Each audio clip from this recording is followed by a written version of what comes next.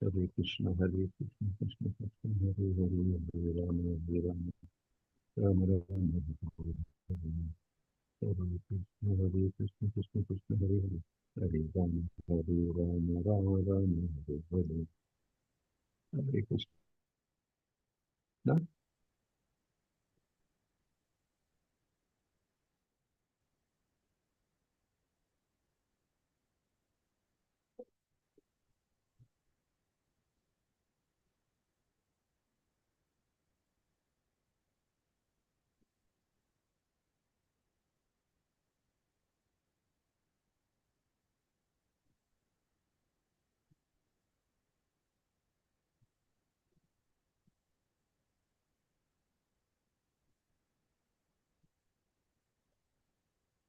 Hare Krishna. Om Namo Bhagavate Vasudevaya, Om Namo Bhagavate Vasudevaya, Om Namo Bhagavate Vasudevaya. Hare Krishna. So, am I audible? Is the Yes, screen okay? Are you able to see? Yes, Hare Krishna. Thank yes. you. So we Yes, Prabhuji. straight away get into the presentation. All the best, Prabhuji. Hare Krishna. Thank you very much, Prabhu. Hare Krishna. Today we are going to have a look into the Canto 3, Chapter 10 of Srimad Bhagavatam.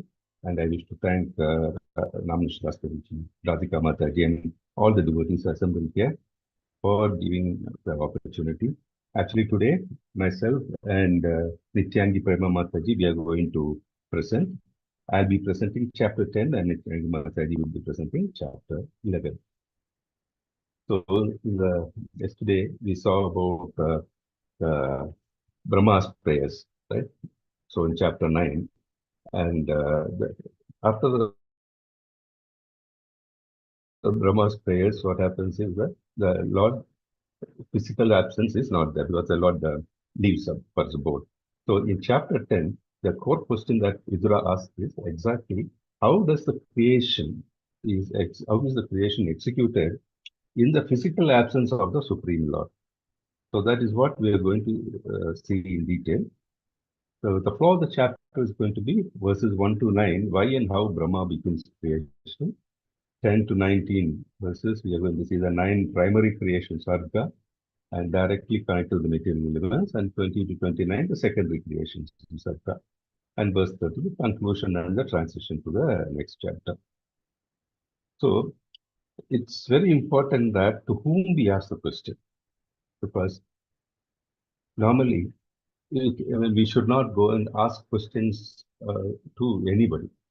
Because if we ask questions to persons who are not in knowledge of things, what happens is the replies we are going to get will be all distorted or which will not be of any use to us.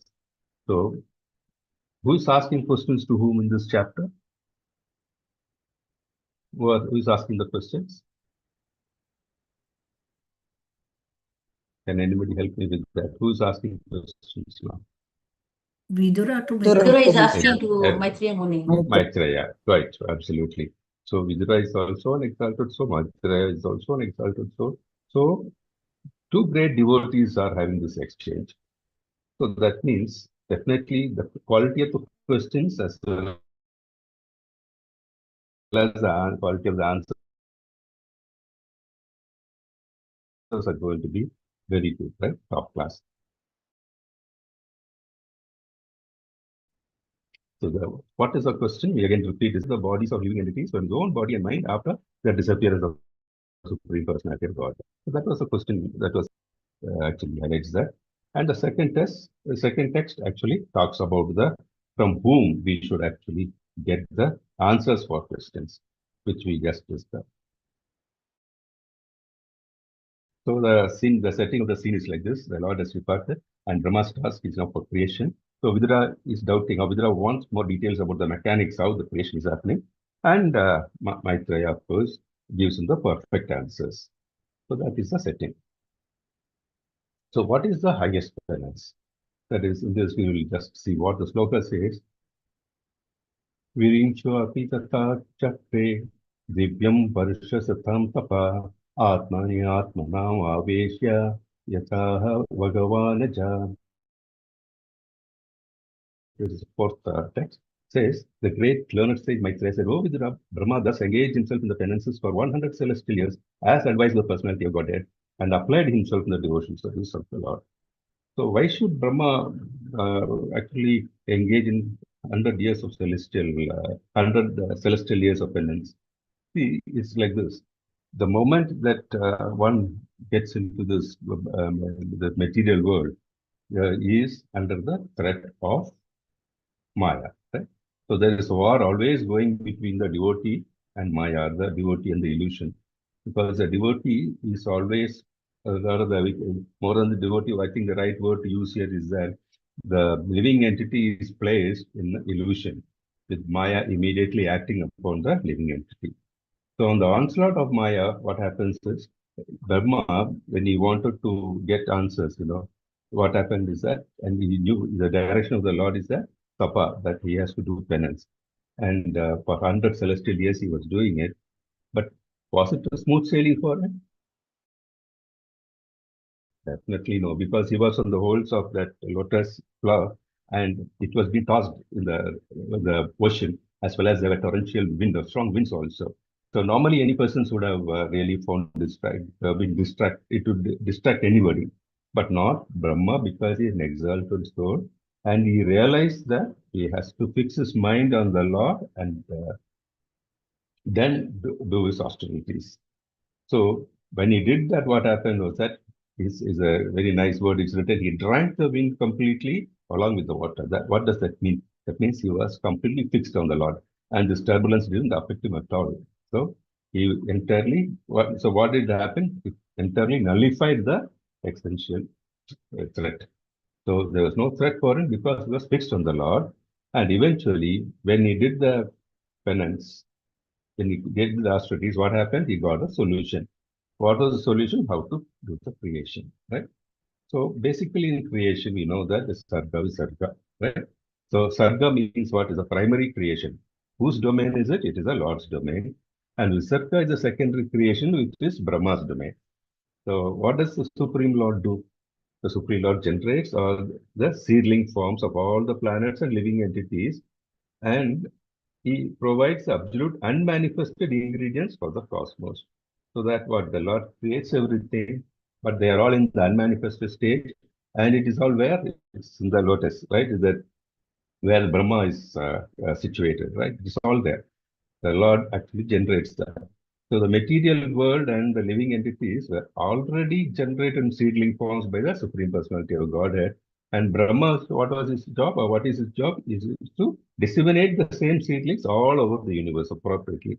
So here I would really refer to what Radhika Mataji was explaining yesterday regarding what when she was taking an example of a car manufacturer. So it's like completely knocked on parts, they say, CKD. So the Lord has made everything ready. It's like a completely knocked on parts. It has to be assembled and then put in the different, territories, that's all. Because you know that there are certain territories which are very cold, some are the desert, some are where it's prone to rains and all. So you have to model the car accordingly, right? Make some fine tuning. That is what Brahma does actually. So Brahma, when he enters the world, and then when he got this, when he after doing the penance, when he seemingly got the solution, what he has done, he actually uh, divides it into three major portions. That is, upper the planets, the middle, and the lower. And then he actually disseminate these seedlings based on the conditional souls inherited qualities and the different characteristics. So depending upon what is each and every living entity deserved, he actually placed it in all the different planets. He created, the planets were created, he placed the planets, and it was all populated accordingly. So this is what we see in 8 and 9 slokas, 7, 8, 9 slokas. You will see that in detail. And we are all, if you look at the living entities, what are we? We are just prajimbas. That is, what is prajimbas means what they are reflections inheriting the proportion of Lord's qualities. That one should very clearly understand that we are Anu, right? We are all part of the Lord. We are qualitatively same, but definitely quantitatively different. And we are placed in the different places, I mean, different suitable places. It can be different planet or it can be different form of the body. It's all placed according to Brahma's plan. And what is Brahma's plan? He has got a blueprint, right? Depending upon each person's characteristics, he has to be placed. So that is where we are. Then the important fact comes, because Vidura in the 10th sloka, he asked Vidura inquired from Maitreya, and I asked him to describe about the eternal time. And then said, what are the symptoms? He asked that question. So, guna vyaktikara karakaro nirvisesho apradishtitaha purushastat upadani atmanum leelaya svaja. It is the 11th sloka. It says, eternal time is the primeval source of the interactions of three modes of material nature. That is the source of interaction with three modes of material nature. It is unchangeable. You can't change the time. It is limitless, and it works as an instrument of the Supreme Personality of the Godhead for his pastimes in the material creation. So time immediately start ticking. So like again taking the analogy of the car, but the manufacturing date is there, and definitely it will have an expiry date also, right? So the time factor comes into play. So time is an impersonal feature of the Lord and an absolute background of the material manifestation. Then we see there is a cross reference to Bhagavad Gita also 9.10, but it says Maya Jakshena Prakriti. What does that mean? The eternal material energy works entirely under the strict superintendence of the time factor, as the Lord himself it says. So time factor is a material cause of creation and is therefore self-expansion of the Supreme Personality of Godhead. And here is again a nice analogy given. Just as a recorded voice on a tape is separated from the speaker, the entire universe is situated on the material energy. So the entire universe is situated on the material energy and appears separate by means of Kala. Kala is the interface. Kala is separate. So it operates on a systematic perpetual schedule. That is what it says again. Bhagavad Gita 9.8 is quoted here. And the important factor is this moment of time that is bygone can never be retrieved. It cannot be purchased even if we spend millions of dollars or whatever. So you just cannot retrieve. So a devotee must use the time very, very judiciously. So now we look at the creation. Okay. The first natural creation. Natural creations are called prakrita, natural creations. So they are all ingredients of the illusion. What are they? First is the Mahatattva. We saw all these things in detail in the previous classes. There is Mahatattva was explained in detail. It is sum total of all the material ingredients and the false ego, that is the material knowledge and activities, sense perceptions, and knowledge and working capacity. We have seen working senses, knowledge acquiring senses, and all that. Controlling deities of all this and the mind. And the sixth one is avidya, that is ignorance. What is that? Ignorance causes a conditioned soul to falsely claim proprietorship. Ishavashim then Sarvam, right? The Lord is the sole proprietor. He owns everything. But then what happens is, the man, because of his ignorance, the conditioned soul, he forgets the relationship with the world and with the Lord, and he wants to lord it over material nature, which is just foolish. So the resulting illusion is that conditioned souls are not originally fools. However, they're covered by what? Avidya. Because of avidya only, they are forgetting their constitutional position. And so what should one do? How should you overcome the vidya? We have to definitely understand our position. What is our position? We are the eternal servants of the Lord. That is our destination. It is Goloka. It is the Lord's lotus feet. That should be understood. Now we go on to the creation, that is seventh, eighth, and ninth creation, which are seventh creation is flora, that is all the flowering plant. And eighth is again the fauna, that is all the different types of animals. There are 28 different types of animals and 6 varieties of trees and plants. The 6 varieties of trees and plants are given here. That is one, fruit trees without flowers, then trees and plants existing until the fruit ripens, then creepers, then pipe plants, then unsupported creepers, trees with flowers and fruit. These are the 6 categories.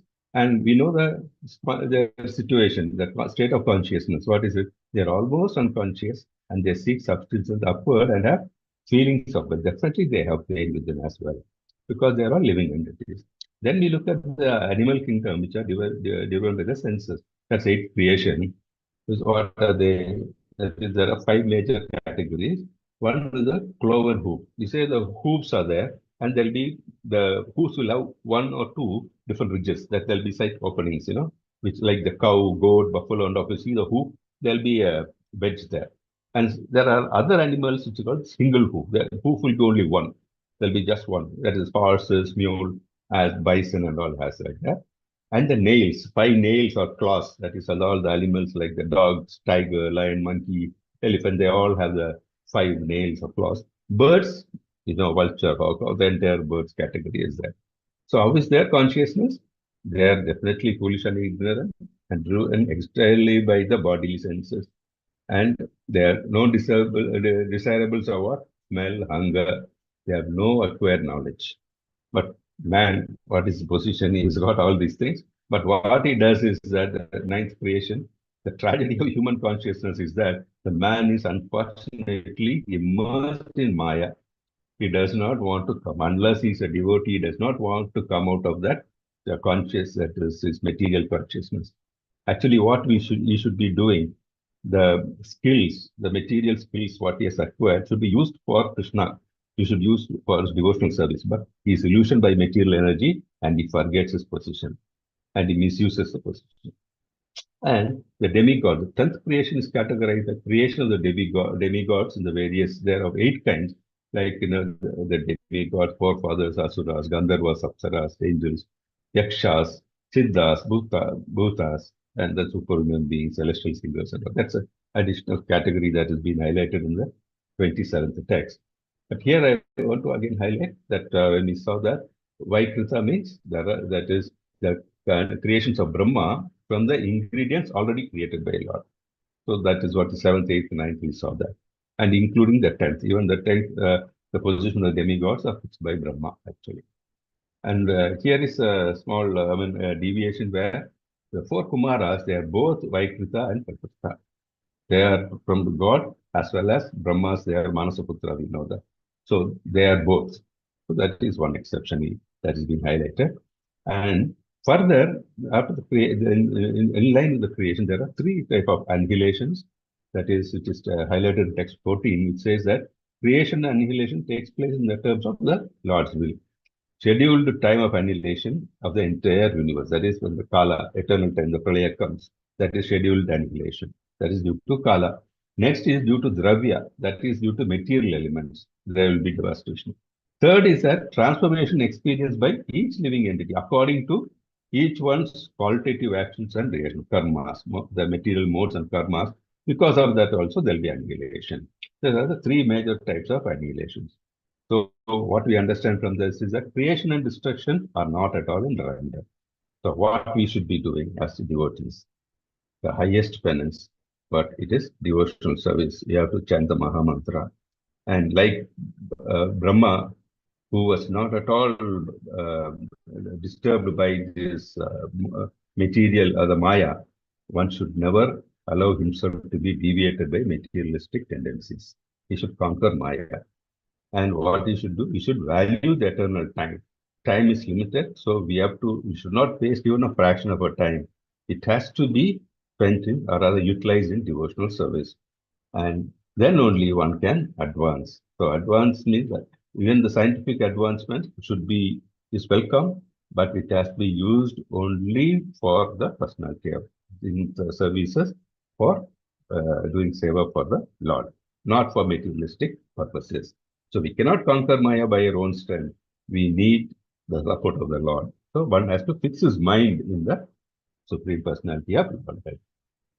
So this is in summary of this particular chapter. Everything happens because of the Lord. So even though the Brahma is creating, but then the seedlings come from the Lord. So what one has to do, he has to value the eternal time and utilize the time for the highest penance, what is a devotional service to the Lord. Then only one can advance and we can attain our goal of reaching the lotus feet of the Lord, or rather reaching the Goloka Vrindavana or the Lord's kingdom. Hare Krishna, Krishna Krishna, Hare Hare, Hare Rama, Rama Rama, Hare Hare. Thank you very much. Hare Krishna. Wonderful presentation, Prabhuji. Hare Krishna. Very nice, Prabhuji. Very nice. Wonderful. Hare Krishna. Excellent. Hare Krishna. Nice Hare presentation, Krishna. Prabhuji. Hare Krishna. Very Thank you. nice, Prabhuji. Thank- Detailed Thank presentation. you. Thank you so much. Prabhuji. Hare Krishna. Thank you, Hare Prema. Krishna. Hare Krishna. Hare Krishna, Prabhu. Very nicely presented. Thank It was you. like listening to my Thank own class. Thank you. I mean, whatever I picked up is only because of all. No, no, very, very nicely. Hare Krishna. Already added this into the playlists. Yeah. Yes, Mataji. I've added. Hare Krishna. Yes, thank you. Thank you very much. Nityangi Mataji, can you please come? Hare Krishna, Prabhuji. Hare Krishna. Mataji. Hare Krishna.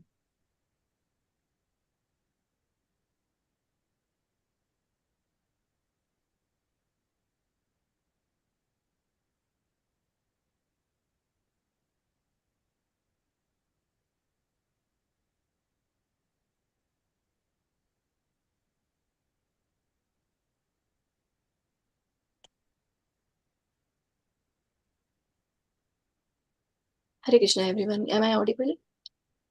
Yes, Mataji. You are. Yes, Mataji. My screen, Prabhu. Yes, you are able to see the screen also. Yes. Hare Krishna. Thank you, Prabhuji. Hare Krishna, everyone. So today I am presenting Srimad Bhagavatam, Canto 3, Chapter 11. So before we begin our journey into the cosmic scales of reality, I would like to take a moment to express my deepest gratitude.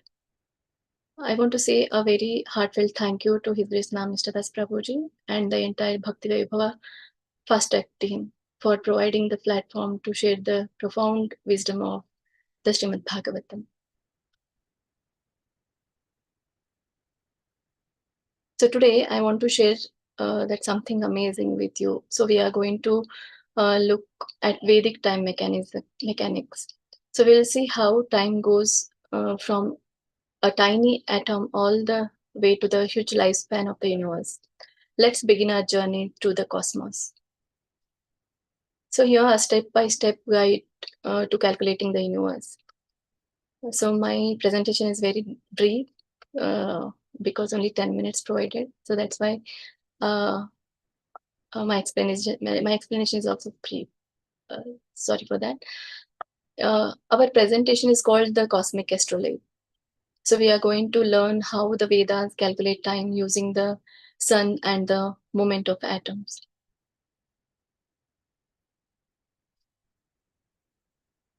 So here is my the cosmic map. So here is our plan. We will start with the things too small to see. This is in the first level. Then move to our daily lives. That is in level 2. Then look at the ages of the gods. That is in level 3. And finally look at the infinite beyond time. That is in level 4. So everything begins with the Paramanu or the atom. This is the smallest part of the matter. It is always there even when the world is destroyed. Time is measured by how long it takes the sun to travel across the single atom. So this defining the ultimate particles. In third canto, 11th chapter, in first verse, Maitreya says, Charama sadvisheshanam aneko samyutah sada paramanu savitneyo nranamakya brahmo yataha. This tells us the atom is the ultimate building block. So it is invisible and unmixed, but it makes up everything we see.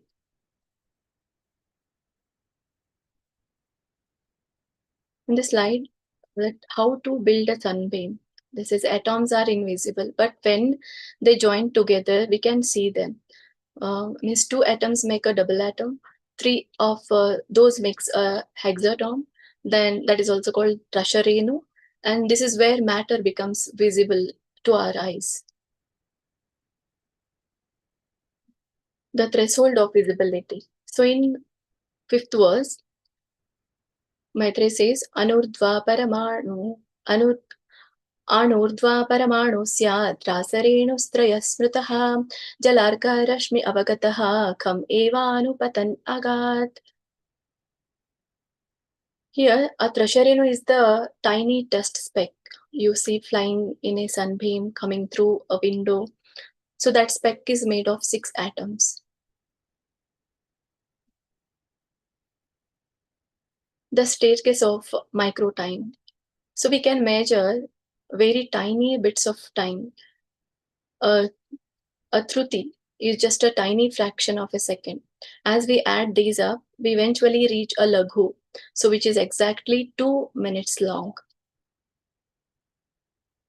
Then how to measure time with a copper pot? So in past, people used a water clock. Say they used a copper pot with a tiny hole. When placed in water, the time it takes to sink is exactly 1 danda, so which is of 30 minutes. The relativity of time. So time is not the same for everyone. For example, 1 human month is just 1 day and night for the residents of the Pita planets, and 1 human year is just a single day and night for the demigods. The cycle of the 4 yugas says the time moves in a big cycles called yugas, Satya, Treta, Dwapara and Kali. As the ages pass, they get shorter, and sadly people follow religious principles less and less.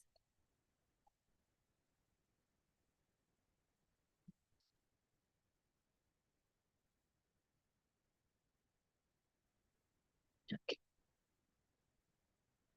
So this is my slide actually. Then a day in the life of creator. So this is mind-blowing. If you take all 4 yugas and repeat them 1,000 times, that is just 12 hours for the Lord Brahma, the creator.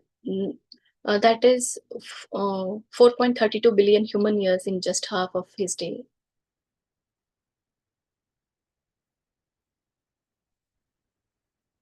So the math of cosmos says त्रैलोक्यायुगसाहस्रं बहिरा ब्रह्मणो दिनं तावत्तेव निशातात् यन्ने मीलति विश्वसृक्. This confirms that 1,000 yuga cycles make 1 day of Brahma, and he has a night that is just as long. The great cosmic sleep. So when Brahma goes to sleep at night, the world is flooded. So great sages have to move to higher planets to stay safe from the heat. So everything becomes silent and dark there. The calendar of Brahma is Brahma lives for 100 of his years, so which is about 311 trillion human years. So right now, old. So we are living in the first part of the second half of his life.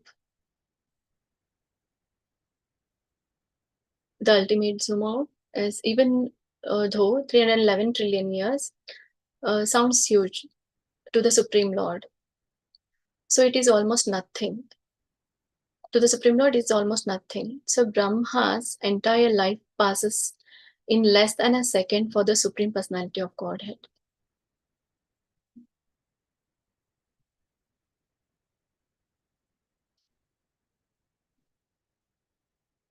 A fraction of a second. Kalo yam dviparardhakyo nimisha upacharyate avyakrityananantasya hai anadara jagat atmanaha hai anader jagadatmanaha. This means the 2 halves of Brahma's life are just 1 nimisha, less than a second for the Lord, who never changes.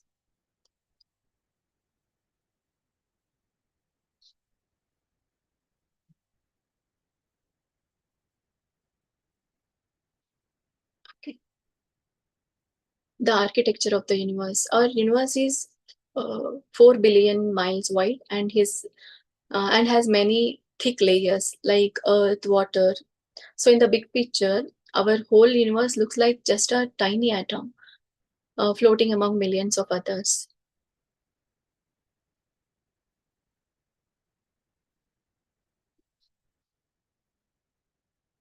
Okay.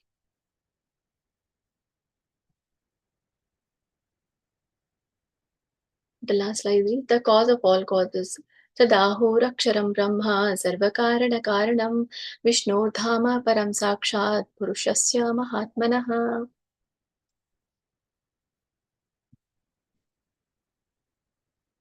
Sri Krishna is the original cause of all causes. His home is eternal and is never destroyed by time. Still the master of time. So in conclusion, so time controls everything in this world, but Krishna controls time. By understanding how huge these cycles are, we should focus on the eternal soul and the Lord. So thank you for listening. That is the end of my presentation. I hope it helps you see how great Krishna is and how temporary this world is. Thank you. Hare Krishna. Nicely presented. Hare Krishna, Nice. Mataji. Wonderful, Mataji. Very nice Thank you so presentation. much. Very Very nice. nice. Very nice Very presentation. nice. Very Wonderful, nice. Prema Such a Mataji. difficult subject. Mataji, great You tough made it subject. so easy. Beautiful. Very Very nicely Beautiful. presented. Very nice. Wonderful. Yeah, very nice, Mataji. You are Very talking These nice. are our short and claps, sweet. right? Very nice. Yes. Thank you so much for a beautiful Wonderful. presentation. Hare Krishna. Hare Krishna Prabhu. Hare Krishna, Prabhuji. Hare Krishna Mataji. Very nice presentation. I have one question, Prabhu, Yes, Prabhu. to both of you. So, whatever the knowledge we are being shared here. So, Yeah. how does it affect our our bhakti, and how to take all these things? I mean, very deep knowledge is there, na, Prabhu. How will it affect my bhakti? It's one thing is that, I mean, like all our gurus have been telling, that is, all our teachers also have been telling, particularly we see in the morning, Namajas Prabhuji's Bhagavatam classes also have been telling. What is the thing is that we should keep on doing our seva, sadhanas. We should keep on doing it. So we need not really fear as if whether we are reaching the exalted levels what great devotees have been able to achieve. But then we should keep on doing our sadhana, and we should keep improving upon it. So like we see, right, starting right from our Maha Mantra, what happens, we say that, I mean, it is very evident that we should do offenseless chanting. So what we do, we are trying every day to see how we can attain the situation of offenseless chanting. So we have to keep on doing. So we should never lose heart, or we should never have any doubt in our mind. Like if I can take reference to the presentation what we did today, that picture where you saw the lotus world and there is a storm and the water is turbulent and all. There will be, because we are in this material world. Definitely we'll have a lot of distractions. But as a devotee, we should fix our mind, we should fixate it on the Lord, and we have to keep on doing our sadhana, and we have to have the faith, Shraddha. I think that way we will progress, Prabhu. I don't know whether I'm able to answer your question, Prabhu. Yes, Prabhu. Because your question is very valid, because there are a lot of distractions around us. But one thing is that we should stand fixated on that. Yes, there will be another, we will fall down, but we should get up and then keep going. We should keep progressing. Hare Krishna. Hare Krishna. Thank you, Prabhu. Hare Krishna, Prabhu. Hare Krishna, Prabhuji. Even Yeah. the Brahma has such a short, the longest life is of just a fraction of second for Krishna. Then what are we? So the ahankara in us has to be mitigated, remembering the great devotees of the Lord. Yes, Prabhuji? Yes, Prabhuji, Hare absolutely. Krishna. Haribol Mataji, very nice Yes, reflection. one thing is that we should never try to imitate the great devotees, because it may not be definitely possible. But then we can take the messages from there and we keep on doing better every day. Right. It also speaks of how inconceivable Lord's manifestations are. Prabhuji. Absolutely. Yeah. Absolutely. Even for us, when we read each chapter, the second time, third time, we get more and more revelations, isn't it? Yes, So Prabhuji. we just Yeah. can't. Yeah. Hare Krishna. Beautiful presentation, Prabhuji. Thank you so Hare much. Krishna. Hare Krishna. Hare Krishna. I'll just check. Presentation, full team. Thank you so much, Hare Krishna. Thank As you. the Thank you. speaker for very well presented, Radha Mataji as well. Thank Two of you all together, good team. Has Thank the you. speaker for the day joined, Prabhu? No, not yet, but I will just check with Gautam because Gaurav Prabhu said he will join. He confirmed also. I'll just again. No problem, he will do. Prabhu, yeah, you go ahead. There was another Prabhu who had a query. Prabhu, you go ahead with Gaurav. Prabhu. Yeah. I just had one doubt, Prabhu. You were asking a query. Was it relevant in terms of our progress, or was your doubt how these chapters are going to help our progress? What was your actual doubt, Prabhu? Now, how these chapters, Mataji? That is what I felt. So basically, these chapters will help us understand the greatness of Krishna. So only when you understand the greatness of someone, you will understand the sweetness. One small example is you see someone coming and taking alms from you. You will just think the person is a beggar, right? But suppose that person comes, or let's say selling Bhagavad Gita, you may just think that, okay, that guy is a beggar. He's going to make a living out of 250 rupees. But suppose tomorrow you get to know, oh, that guy is a CEO of a company. How will you feel? You will feel different, right? You will feel, wow, that guy is great. In spite of being CEO, he's coming and selling one small book. So he's not for money, he's thinking more. Same way, Krishna, if you understand the minute things which he was talking about, you will understand how great he is, right? And for such a great person, wouldn't mind being your friend. And where are we? Right? Not just you, me, all of us here. You know, we know our position. You know, we are really Anu and he's too wee boo. So by understanding the greatness of Krishna, the more we will understand the sweetness of Krishna. Otherwise, we jump into the 10th chapter, we will love Krishna for his romantic rasa dance, but we will not be able to understand spirituality behind it. We will still like him, but we will not be able to experience or relish that moment in the way it has to be relished. So that is why I just thought I clarified that. Is that fine? Prabhuji has joined. Sure. Hare Krishna. Sorry, I didn't notice. Thank you, Mataji. Very convincing answer now. I got. Sure, Prabhu. Thank you. Hare Krishna. Hare Krishna, everyone. Thank you. I think I also could hear some portion of the presentation. What was it regarding Bhakti Vaibhava presentations? Bhakti Vaibhava presentations? Yes, Prabhu. Bhakti Vaibhava chapter presentations. They have this mandatory presentation. So we have it. We thought instead of randomly picking a topic. Chapter 10 and 11 we did, Prabhu, today. Jai. Very nice. I think you guys are now wonderfully explaining concepts as a team. And all of you are so ready already to become Bhakti Vaibhav teachers. Hare Krishna. Jai. Very nice. I think I can maybe get some of those presentations. I can also learn and make it simpler. Classes can become more simpler. We've uploaded the presentation, Prabhu. It's in the same access. We've uploaded all the presentations also, which we have created. And that's there. So I'll also share that with you. And these presentations are also uploaded. So you have access to it. And maybe also on that note, any Bhakti Vriksha study material, Bhakti Vaibhava study material that you have, please give me access for that also. Sure, Prabhu. We'll do that. Very nice. See, it is said that those who are able to understand the subject deeply are the ones who are able to teach it simply. So, yeah. So, if the presentation, I could read some chat and they're saying so complex topic made easy, which means the understanding is deep, and that is why the presentation is simple. Very nice. Congratulations to all of you. Hare Krishna. I don't know whether I should now take the session or just be a part of the listeners. Absolutely. No. You always rock and we look forward for your session. So Jai, chalo. it is just to have revision because Bhakti Vaibhava is going on a fast track. So we thought what we will do is one side let it go on fast track, but how we understand, they know. So they have anyway a target of group presentation. So whatever they have done. So when we were in second canto, they presented the first. When they were in the, now third canto, almost end of the third canto, they are presenting the third canto. in Wonderful. groups. No, it's That's a it. good way. Yeah, it's a good way to be in touch. So it'll be a revision as well. Sure. Very nice. Congratulations. So we'll do a small kirtan. Sure, Prabhu. Hi, Krishna. Jaya Radha Madhava Kunja Bihari Gopi Janvallabha Girivaradhari. Jaya Radha Okay, go on, repeat please.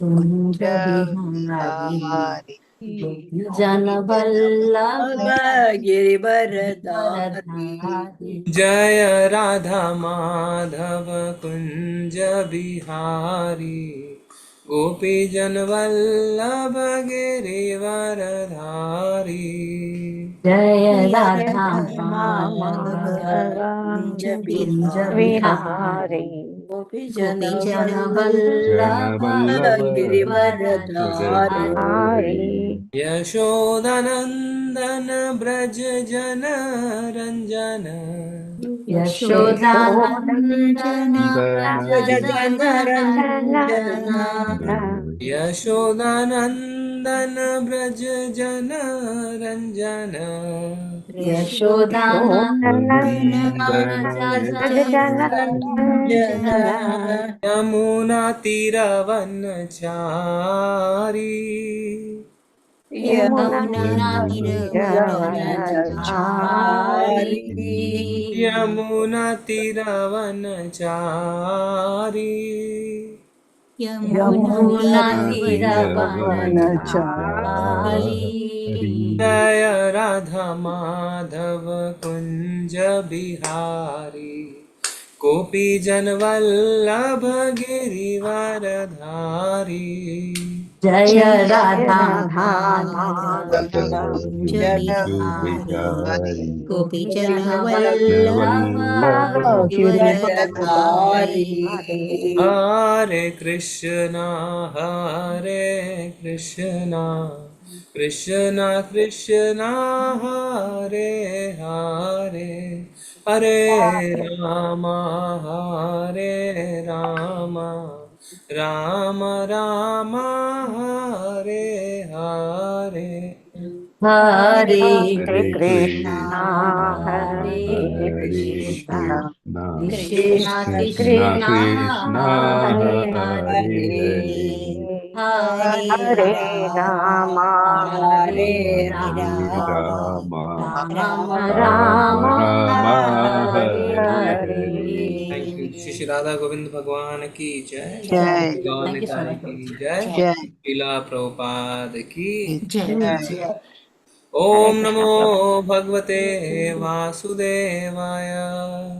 Om Namo Bhagavate Vasudevaya. Om Namo Bhagavate Vasudevaya.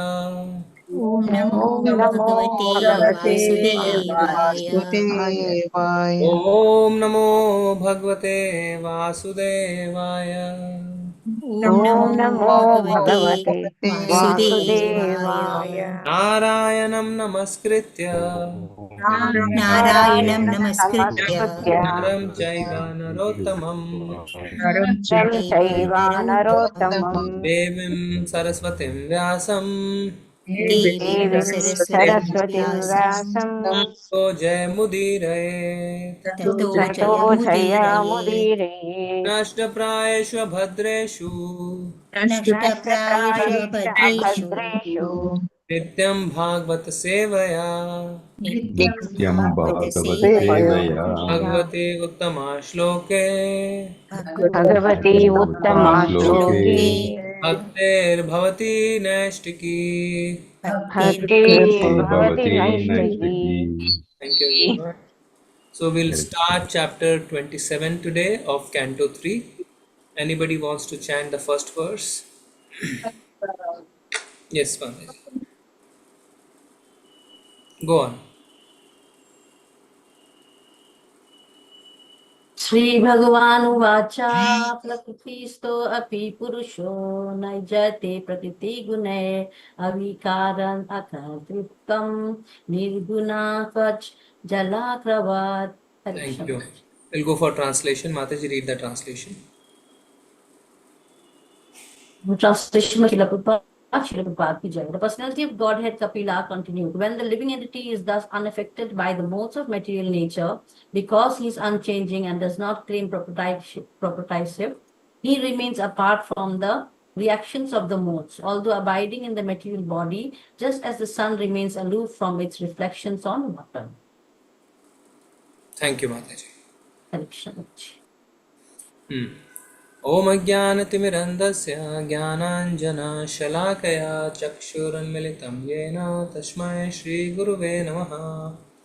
श्रीचैतन्यमनोभीष्टं स्थापितं येन भूतले स्वयं रूपा कदा मह्यं ददाति स्वपदान्तिकम्।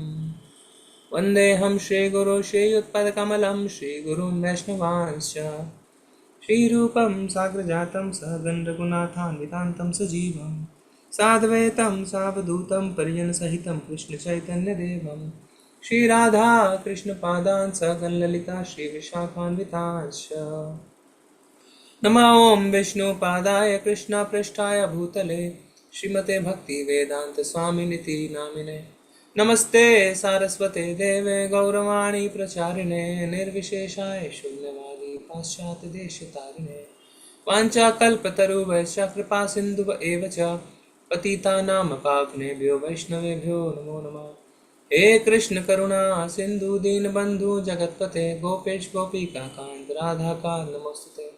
तप्त कांचन गौरांगी श्रीराधे वृंदावनेश्वरी वृषभानुसुते देवी प्रणमामि हरिप्रिये। जय हो श्री कृष्ण चैतन्य प्रभु नित्यानंद श्री अद्वैत गदाधर शिवसादि गौर भक्तवृंदा। नमो महावदन्याय कृष्ण प्रेम प्रदायते कृष्णाय कृष्ण चैतन्य नामने गौरतसे नमः। हरे कृष्णा कृष्ण कृष्ण हरे हरे, हरे Ram Ram Ram Hare Hare. Thank you everyone for having joined this session for Bhakti Vaibhava. So today we are starting a new chapter, chapter 27, entitled Understanding Material Nature.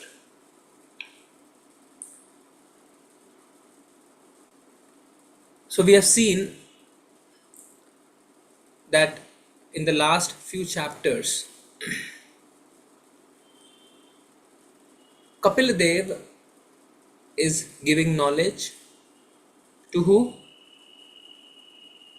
Devahuti, his mother. Devahuti, Devahuti. Devahuti, his mother. So Devahuti actually inquired. Inquired from who? Inquired from Kapila his son. And she asked 3 questions. That was, I think, chapter 23. No, chapter 25. And then few questions were answered in the previous chapter, chapter 26.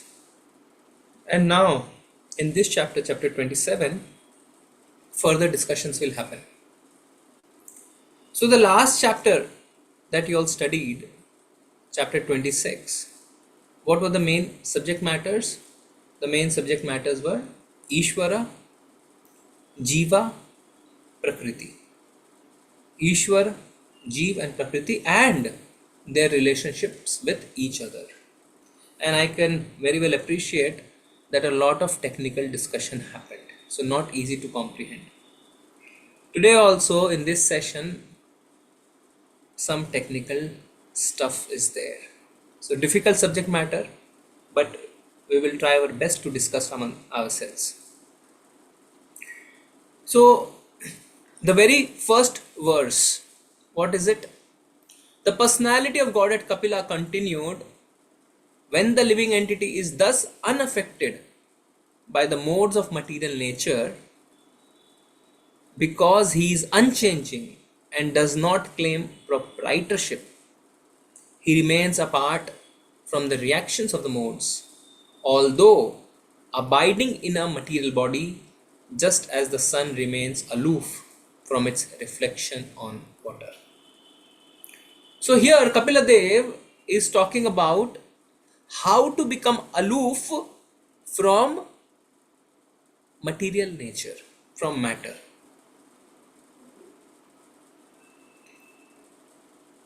Kapil Dev is answering a very, very important question here. What is that question? How can a living entity, how can a jiva, while still living in this material world, remain aloof? You understand? Living in this material world and still remain aloof. See, I'll ask you a question, some food for thought. Jivan Mukta. What is the meaning of Jivan Mukta? Jivan Mukta means liberated soul. What does that mean? Actually, the question that we have to ask ourselves and think now is it ever possible for a person with material body to be still liberated while continuing to live in the world? Is it possible for a person with the material body to be still liberated while continuing to live in the world? Yes, Prabhuji. Yes, Prabhuji. Yes. Yes. So we'll have that question in our psyche. We'll live with this question for few verses, and we'll see how Kapila Dev is responding. We should be in Shravana mode. Just Shravana and Manan, both. Not just deaf listening. No. Listen and do some introspection. So this is the question that should be in our psyche now. Is it possible for a person with a material body to be liberated while still living in this world? So Kapila Dev here says two different things. What? First, we can be in Prakriti. We can be in Prakriti and still be aloof. To explain this, Srila Sridhar Swami has given one very famous analogy. What is that? Just because somebody is in contact with police does not mean that he is a prisoner. Just because I am in contact with a police person does not mean that I am a prisoner. Imagine you have a neighbor who is a police person. You have regular touch with him, regular contact with him. You have breakfast together, lunch together, you go out together. Does that mean that you are a prisoner? No. So if somebody is in this material world, does not necessarily mean that he is under the modes of material nature. Very, very important for us to understand. If you are seeing somebody with this material body, does not necessarily mean that he is under the modes of material nature. Similar to a person who is in contact with the police does not mean that he is a prisoner. However, the same police person, irrespective of whether he is your neighbor or not, will arrest you if you do what? When will he arrest you? When we commit crimes. If you break the laws of the land. The moment you break the laws of the land, the same neighbor whom you had lunch with will come and arrest you. Yes or no? Similarly, when a living entity lives his life against dharma, he gets influenced by the modes of nature. So, when you break the law of dharma, modes of nature will arrest you. Arrest you means will take you in its clutches. So Bhagavad Gita 7.27 very clearly says that a person is bound by material nature because of two things. What are they? Yes. What are they?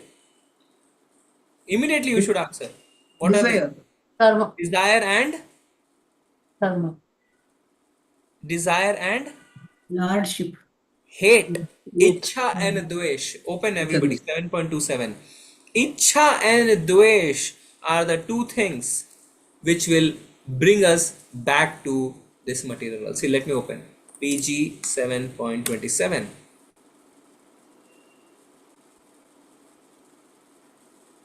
All living entities are born into delusion, bewildered by qualities arisen from desire and hate. Desire and hate means Ichha and Dvesha. Ichha and Dvesha are the two things that bring us back to this material world.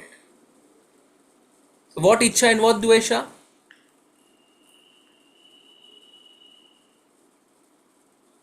Ichha, that I want to lord it over the nature.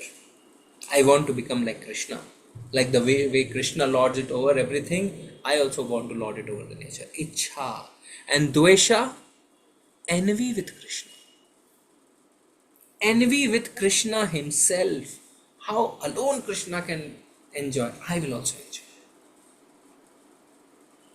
And that is why, see,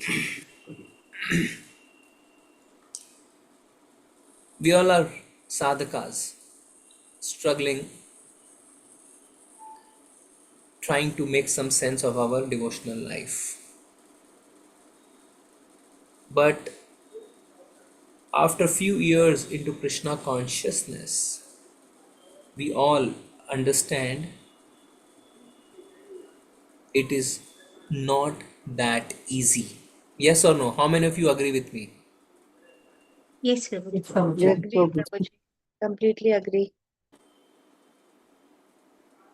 In fact, it looks like the problems have become deeper. Yes or no?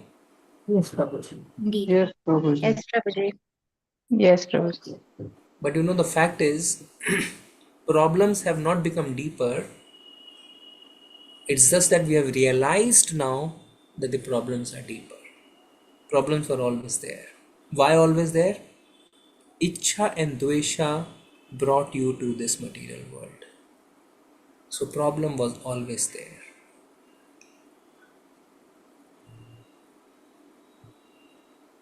When we start following 4 regulative principles, no intoxication, no meat eating, no illicit sex, and no gambling, what happens? When Chaitanya Mahaprabhu went for Gundicha margin, you know, he did 2-step cleaning. What are those 2 steps cleaning? Anybody knows? 2-step cleaning he did. What? What was the first step and what was the second step? Dusting, sweeping, and then with water. Surface Dust cleaning and cleaning. deep cleaning. Who said that? Radhika Mataji. Very nice. First is cleaning the bigger dust. Dust means, let's say, waste items. When you start cleaning your house, what do? First you throw away unnecessary items and articles. Then you go for deep cleaning. Deep cleaning means now the dust between the edges, the dust on the rim of your book, the dust at the edge of the window. Yes or no? We don't do it actually. We just do superficial cleaning and we don't go for deep cleaning. Chaitanya Mahaprabhu went for deep cleaning. So when we start following 4 regulative principles, it is like removing those unwanted items. Some carton box, some broken utensil, some unread books, some cellophane paper, some covers, some newspapers you throw. That happens when you follow 4 regulative principles. But after having spent few years, now that finer dust particle starts surfacing. Kam, Krodh, Lobh, Moh, Mad, Matsar starts to surface. And now that becomes difficult to remove. And that is why devotees fight. Otherwise, what is the reason that devotees fight? And that is why even after spending decades into Krishna consciousness, I still have so much anger in my heart. I still look at some Mataji with lust in my eyes. I still have dvesha and hate for a particular devotee. Why? Because these are finer dusts which I now need to clear, because now they have surfaced now that the bigger unwanted items have been removed. Easier to remove the bigger unwanted items, difficult to remove the finer dust. Yes or no? Yes or Yes, no? Yes, Prabhuji. Prabhuji. Yes, Yes, Prabhuji. Prabhuji. Yes, Prabhuji. Ichha and Dvesha. These two brought us to this material world, remain with us, doesn't go away so easily. Doesn't go away so easily. Doesn't go away. And that is why, even after living in devotee community, we suffer from these. We suffer. That is why sannyasis have to step in and say, my request to all the devotees, please live nicely, don't fight. Even Prabhupada had to solve problems of devotees fighting. Why? These are finer dust that will take effort and time to be removed. Ichha and Dvesha. Not easy. Not easy. But at least the deeper problem has surfaced. Now you are cognizant of the fact, yes, I hate that devotee. I have dvesha against that devotee. Psychology says just by accepting a problem, majority of the problem is solved. Today, I think yesterday we also discussed this example. See, in the material world, let's say suppose I have a fear of height. When I go to a skyscraper, I cannot look down. Or I have a fear of water. I have a fear of fire. Then they go to those persons who have the ability to take you to your previous births. They will hypnotize you and they'll take you back. And then suddenly you realize, yes, I died by falling down. Or somebody burnt me. I died by drowning. So what happened?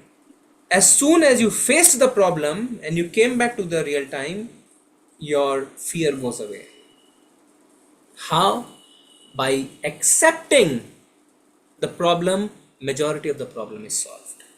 By accepting, yes, I have too much anger inside me, most of the problem will be solved. Yes, I have too much lust in me, most of the problem will be solved. Yes, I have dvesha, I have hate, most of the problem will be solved. So when it is surfacing and slowly we are able to accept, problem is we do not accept, we run away from it. No, Prabhuji, what are you saying, lust? I'm 50 years old, see my history, not a single woman has complained against me. That is okay, but your samskara inside you is lusty. Accept. The moment we accept, yes, then it goes away. Not if we keep on denying, it will keep on haunting us. In fact, it will increase. Accepting resolves. So why we are discussing this? Because Bhagavad Gita, Krishna himself says, Ichha and Dvesha have brought you here. So, not easy that you do away with this. But here Kapila Devi is saying what? One is born and is covered by the modes of nature. Covered by the modes of nature. But he can become Jiva Mukta. Jiva Mukta means while still living in this material body, he can become liberated. How? If he lives a dharmic life. Dharmic life means what? Life as per dharma. And what is dharma? Dharmam tu shakshat bhagavad pranitam. The words of Krishna is dharma. So if you follow the words of Krishna, you are able to liberate yourself. Very simple. And if you are not able to do that, we are arrested by the inferior energy, Mahamaya. And if you are able to do that, we are arrested, or we come under the shelter, should I say, of the spiritual energy, Ladni Shakti.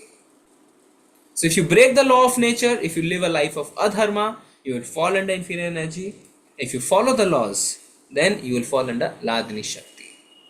While still living in this world, you become Jivan Mukta. How to do it? Very good.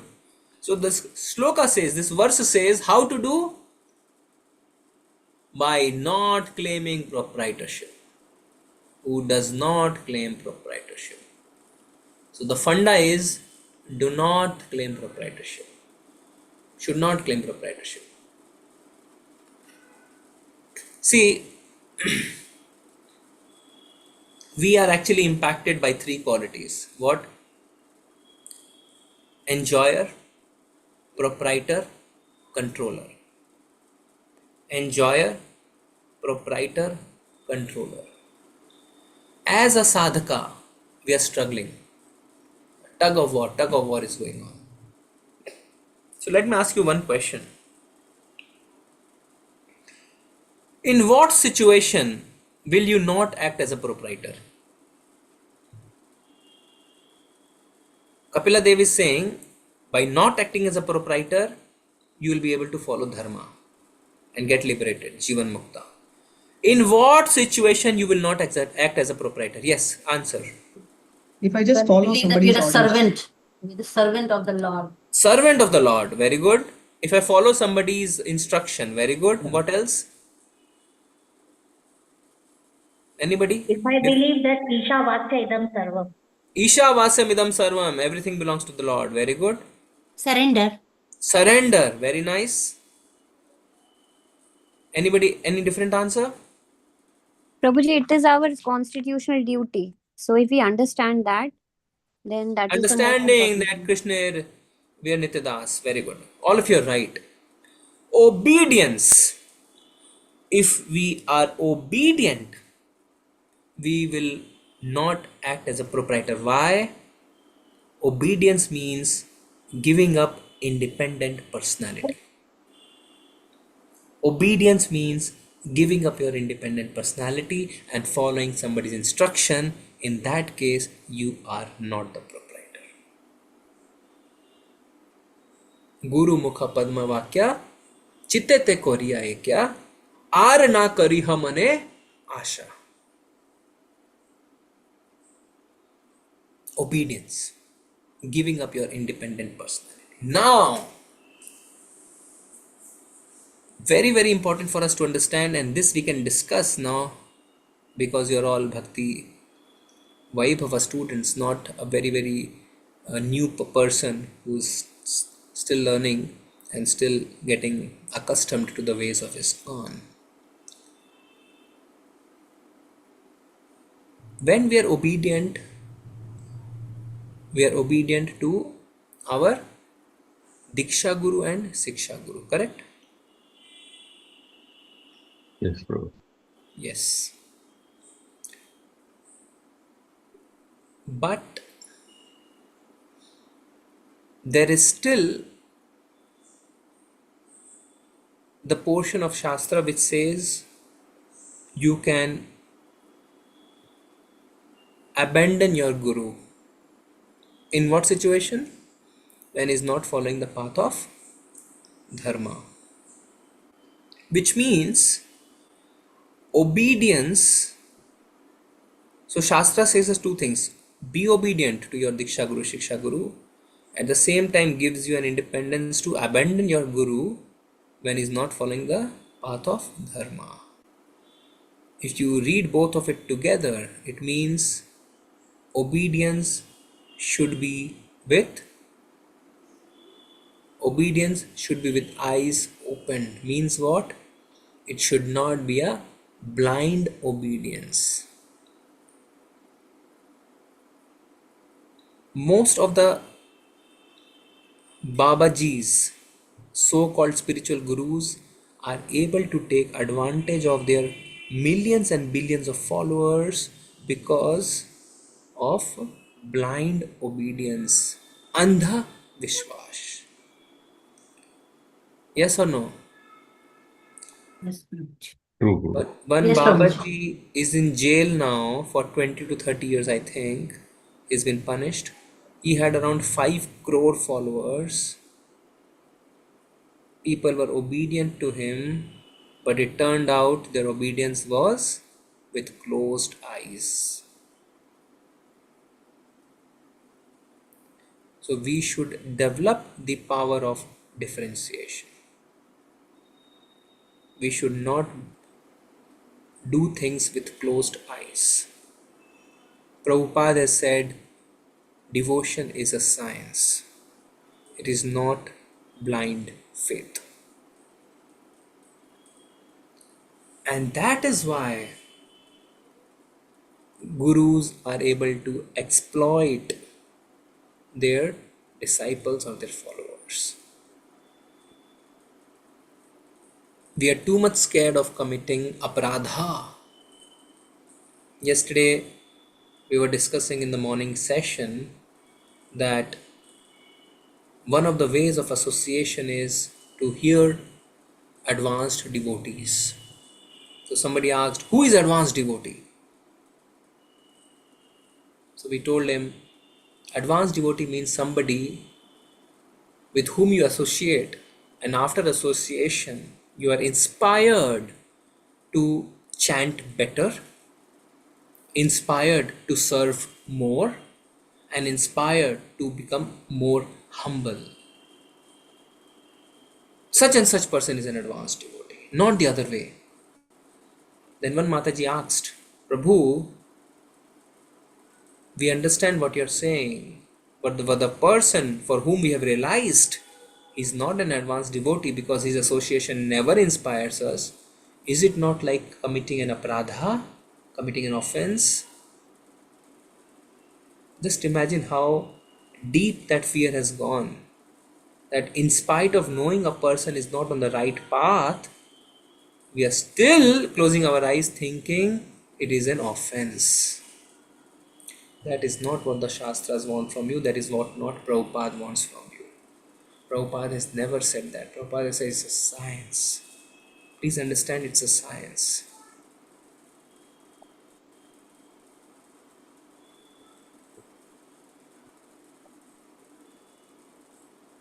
When you have doubt, you have all the right to ask. And if you ask the right question, your Siksha Guru or Diksha Guru will not get annoyed. And if the person gets annoyed and says, oh, your spiritual life will be destroyed, oh, your bhakti will be destroyed, you understand. He's just trying to instill fear in your heart. He's not trying to do an open discussion for you. He's not trying compassion on you. Yesterday also I gave this example in the morning session. When Kirtanand Maharaj, direct disciple of Prabhupada, he started to give Diksha, Prabhupada was not aware. And somebody told Prabhupada, Kirtanand Maharaj has started to give Diksha. You know what was Prabhupada's first reaction? His first reaction was not, how can he do that? He has not asked me. Oh, he's my disciple, I abandon him. His first reaction was, how will he take the karmas of his disciple? He doesn't have the ability to take the karmas of his disciple. Compassion. He was compassionate and not angry that, oh, he's bypassed me, he's not taken my permission, he's disrespected me. He never behaved in that way. Which means what? Which means an advanced devotee will be compassionate towards you and not the other way. And if somebody behaves the other way, you can understand he's not an advanced devotee. I was listening to one lecture of a senior devotee and he said, what happens in temples? One guru will come and all his disciples will come. Next day, some other guru will come and they will not come because no, he's not my guru. Neophyte. Because they don't understand guru is one. And he gave an analogy that if you have mango juice in one container with 4 taps, whichever tap you open, only mango juice will come out. This guru, that guru, doesn't matter. But if somebody is saying, no, let's not go there, he's not our guru. You understand, it's a neophyte behavior. Why we are discussing all this? Coming back again. So, question that we asked was, in what situation you will not act as a proprietor? You will not act as a proprietor when you're obedient. But obedience doesn't mean with blind faith. Obedience means with the power of discrimination. You should be able to discriminate. Are we on the same page? Everybody? Yes, Prabhuji. Yes, Prabhuji. Very nice. So we'll try to read the last 5 lines of this purport, which are very nice. Yeah. Somebody please read from here. When one does Hare something. Krishna, Prabhuji. When one does something at his own risk, there is a sense of proprietorship and therefore a reaction. But when one does everything for Krishna, there is no proprietorship over the activities. By changelessness and by not claiming the proprietorship of activities, one can immediately situate himself in the transcendental position in which one is not touched by the modes of material nature, just as the reflection of the sun is unaffected by the water. Thank Very you, nice. Prabhuji. Own risk. Own risk means what? One does at own risk means independently. Independently. So Guru Maharaj told Namanishta Prabhu, you start online preaching. He started. And now see, it has become the world's biggest online preaching. Obedience. Did not claim proprietorship.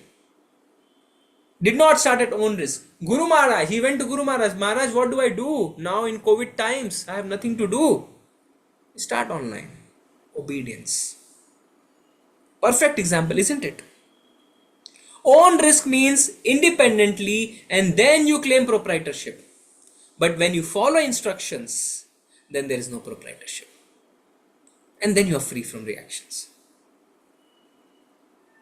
So Arjuna, he was giving excuses. No, I will not fight. It's a sin. Krishna said, no sin. But how, Krishna? I am killing my relatives. Krishna said, if you do the way I say you do, then you don't claim proprietorship.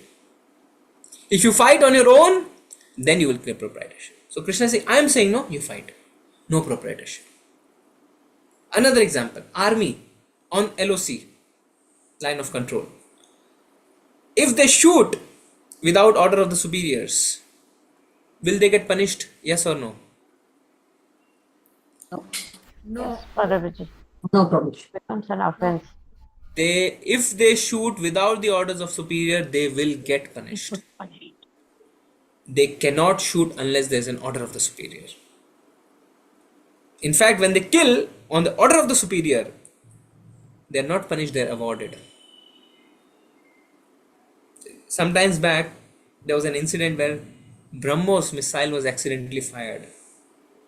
It was an empty missile, there was no ammunition inside, but they did it without sanction. People were punished.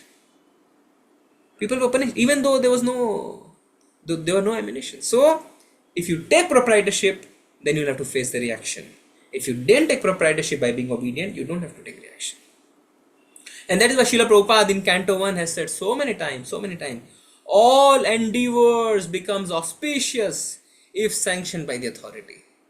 So many times Prabhupada has said, all your endeavors will become auspicious if sanctioned by authority. Auspicious, what means what? Not in the terms of a material understanding. Auspicious means it will not incur good or bad reactions because it has been sanctioned by superior authorities.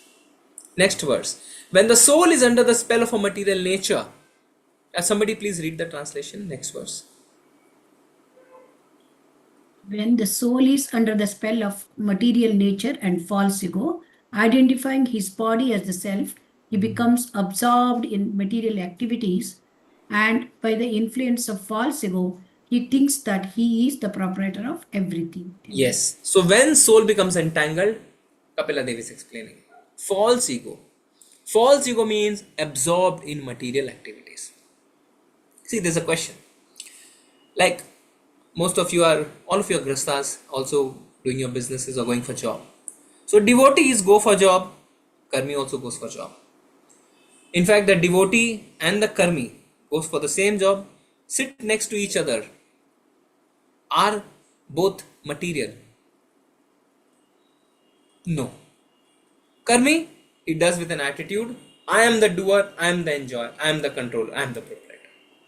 But devotee is doing with the attitude of offering it to Krishna. See, Arjuna said, I will not fight and I will go to forest. In forest, he would not do sense gratification. He was going for self-realization. Highest goal. Correct. Highest goal is self-realization. And he wanted to do that. But what did Krishna say? Krishna said, that is not the right way of self-realization. So what is the right way? Krishna said, engage your senses in serving me, which means fight. So the right way to offer anything to Krishna is to engage your senses in pleasing Krishna. So when both of them are going for work, it is not displeasing to Krishna. It becomes displeasing to Krishna when you don't offer it to Krishna, offer it for yourself. And what is the goal of work? Why Krishna wanted Arjuna to work, to fight? Because, see what happens. If you want to please Krishna, but between that and now, there is an intermediary stage, which is called purification. Unless we purify ourselves, Cheto Darpana Marjana, we do not have the potency to please Krishna. And that purification happens through work. When you work, that is why devotion, bhakti is devotional service. Purification happens. That is why Krishna says, Yat karoshi yadashnashi yat johoshi dadatiyas yat tapasyasi kaunteya tat kursha madarpanam. Which means, whatever you do, whatever you eat, everything you offer to me. Work is done for sacrifice. Sacrifice means offering. Otherwise, it would have been sufficient. We were eating vegetarian, finished. We are not eating non-veg. That is still not sufficient. Eating veg is still not sufficient. Why? Yagna, it has to be offered. Then it becomes sacrifice. So unless you offer your food to Krishna, it is not complete. So everything that we do has to be done as an offering to Krishna. That is why Krishna says, Arjuna, give up your laziness. Don't think that you can go to jungle and go for self-realization. That is not the way. Give up your laziness and fight. Do your work. That is why Krishna said, while remembering me, you fight. Correct? Krishna said, while remembering me, you fight. Which means what? Offer everything you do to me. Okay? So that is what Kapila Devi is saying here. Third verse. Somebody please read the third verse.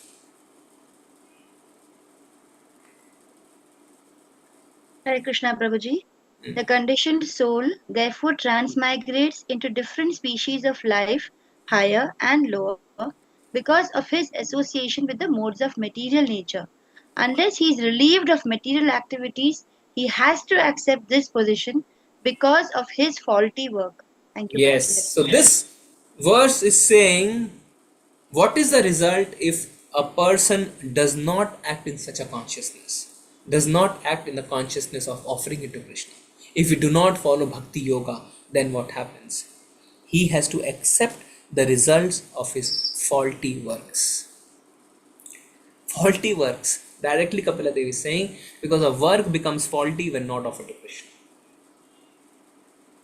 For things that we do not offer to Krishna, what is Krishna calling it? Papa. Pap.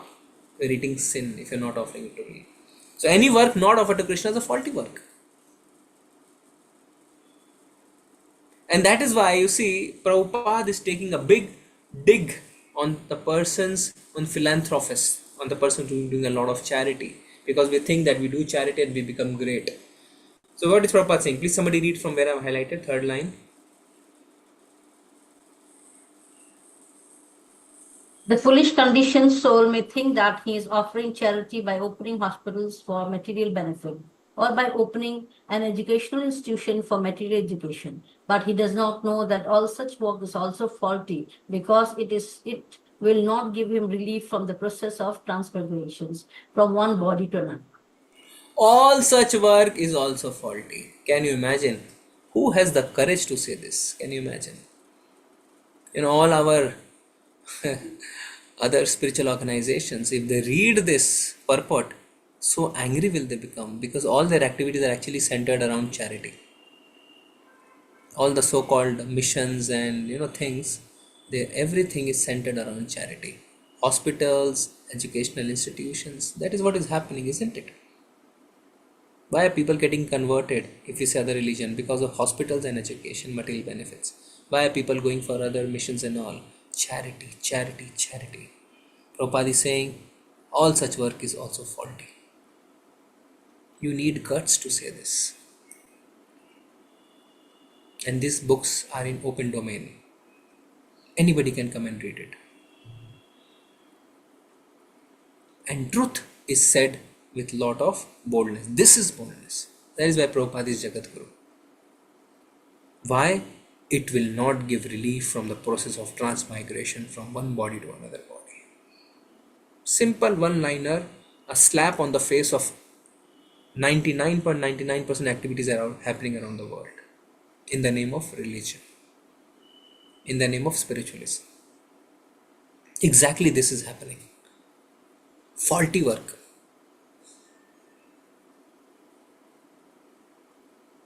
It is not helping you in the process of transmigration from one body to another. Karma dosha. Because it is not done for Krishna's satisfaction.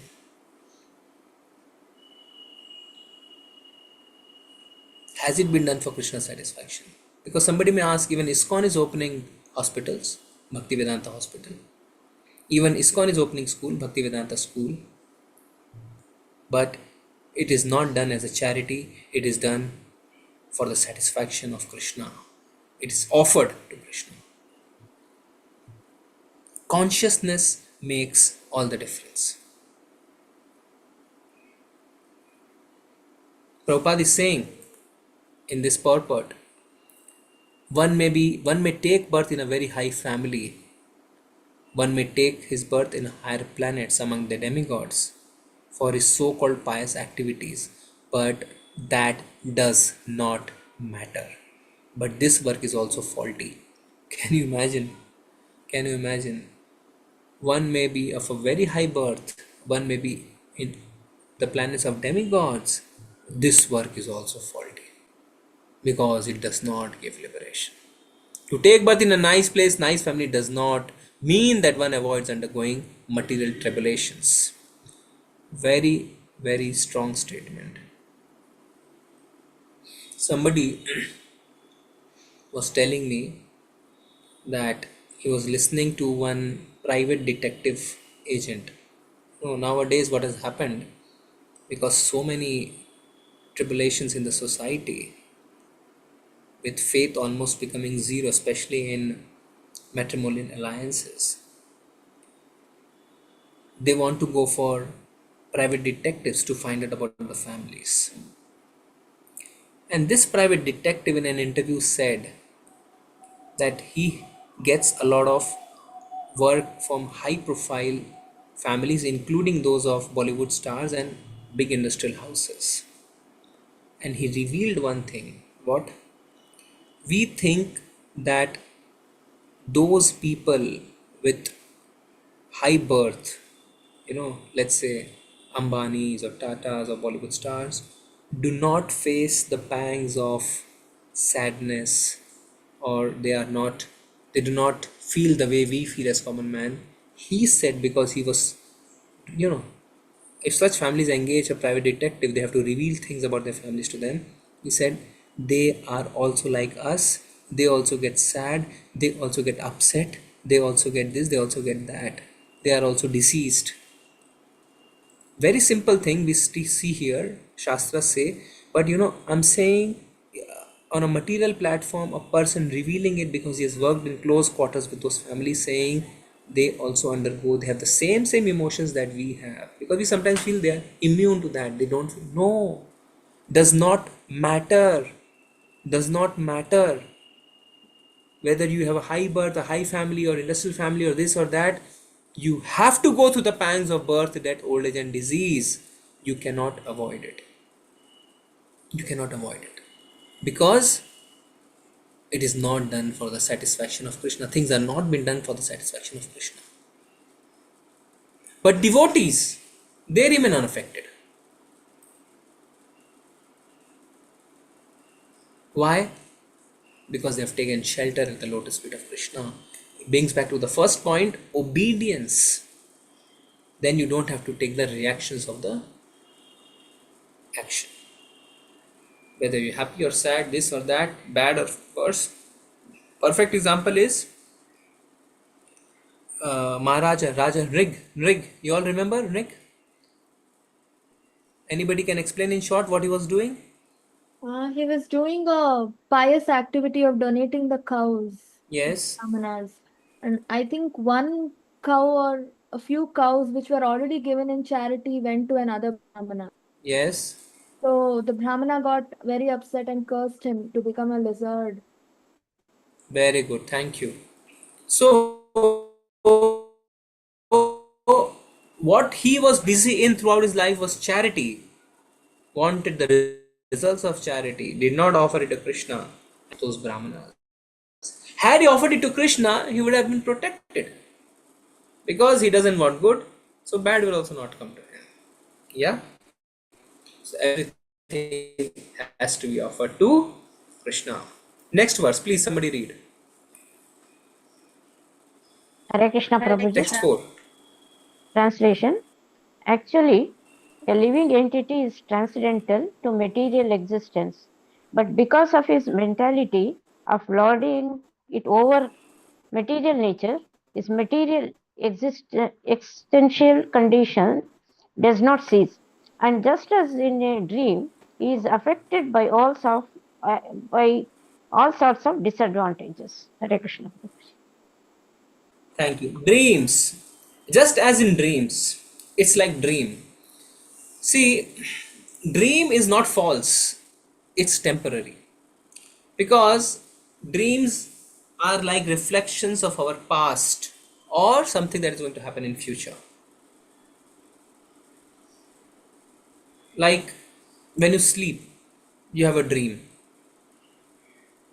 But then you get up and say, oh, I am different from that dream. I am not the dream. Similarly, see, you had the dream, but at the same time when you get up, you realize you are not the dream, you are different from the dream. Similarly, the life that we are leading is a dream. Just that every night we dream for, let's say, 6 hours. This time we are dreaming for 60 to 80 years. Can you understand the analogy? When you're dreaming for 6 hours and immediately you get up, you realize, oh, I had a dream, but I am not that dream. Similarly, this life is a dream, only that the span of this dream is 60 to 80 years depending on our lifespan. And when we get up, we will understand, oh, I took that dream too seriously. I took too seriously. I was so serious in increasing my comforts. I was so serious in increasing my material, sense enjoyments. Actually, I did not work for my life, which means I did not work for my soul. You understand? So that is the way you have to understand the word dream here. That it is there. Life is not false, but it is temporary. Dream means not false, but temporary. So it is temporary, but this temporary life, this temporary dream, we have taken too seriously. So much seriously that we want to increase all our material comforts and really forget about what will happen to the soul after the dream is over, after I get up. Prabhupada has not stopped taking dig on the philanthropist. So if you see towards the end of the paragraph, he again talks about the persons who are doing charity. We perform philanthropic work thinking that we are the friends of human society. Isn't it? You see, NEET exam, the most celebrated exam now of the country. And if you interview the topper, first, second, third, they'll say, I want to serve the human society. My parents have told that I should always be serving the needy and the poor. Standard answer. We perform philanthropic work thinking that we are friends of human society. Someone may proclaim himself to a very good national worker, the best friend of people and of the country, but actually he cannot be the greatest friend of everyone. Prabhupada is saying he cannot be the greatest friend of everyone. The only friend is Krishna. One should try to raise the consciousness of the conditioned soul to the platform of understanding that Krishna is his actual friend. Bhokta Ram Yagna Tapasam Sarva Loka Maheshwaram. I'm your friend. If one makes friendship with Krishna, one will never be cheated and he will not and he will get all help needed. See, everybody wants a companion. Everybody wants a relationship. Nobody wants to live the life in solidarity. And that is why, that is why we live in family, or there is marriage, or we try to live with someone, because human beings are social animals, correct?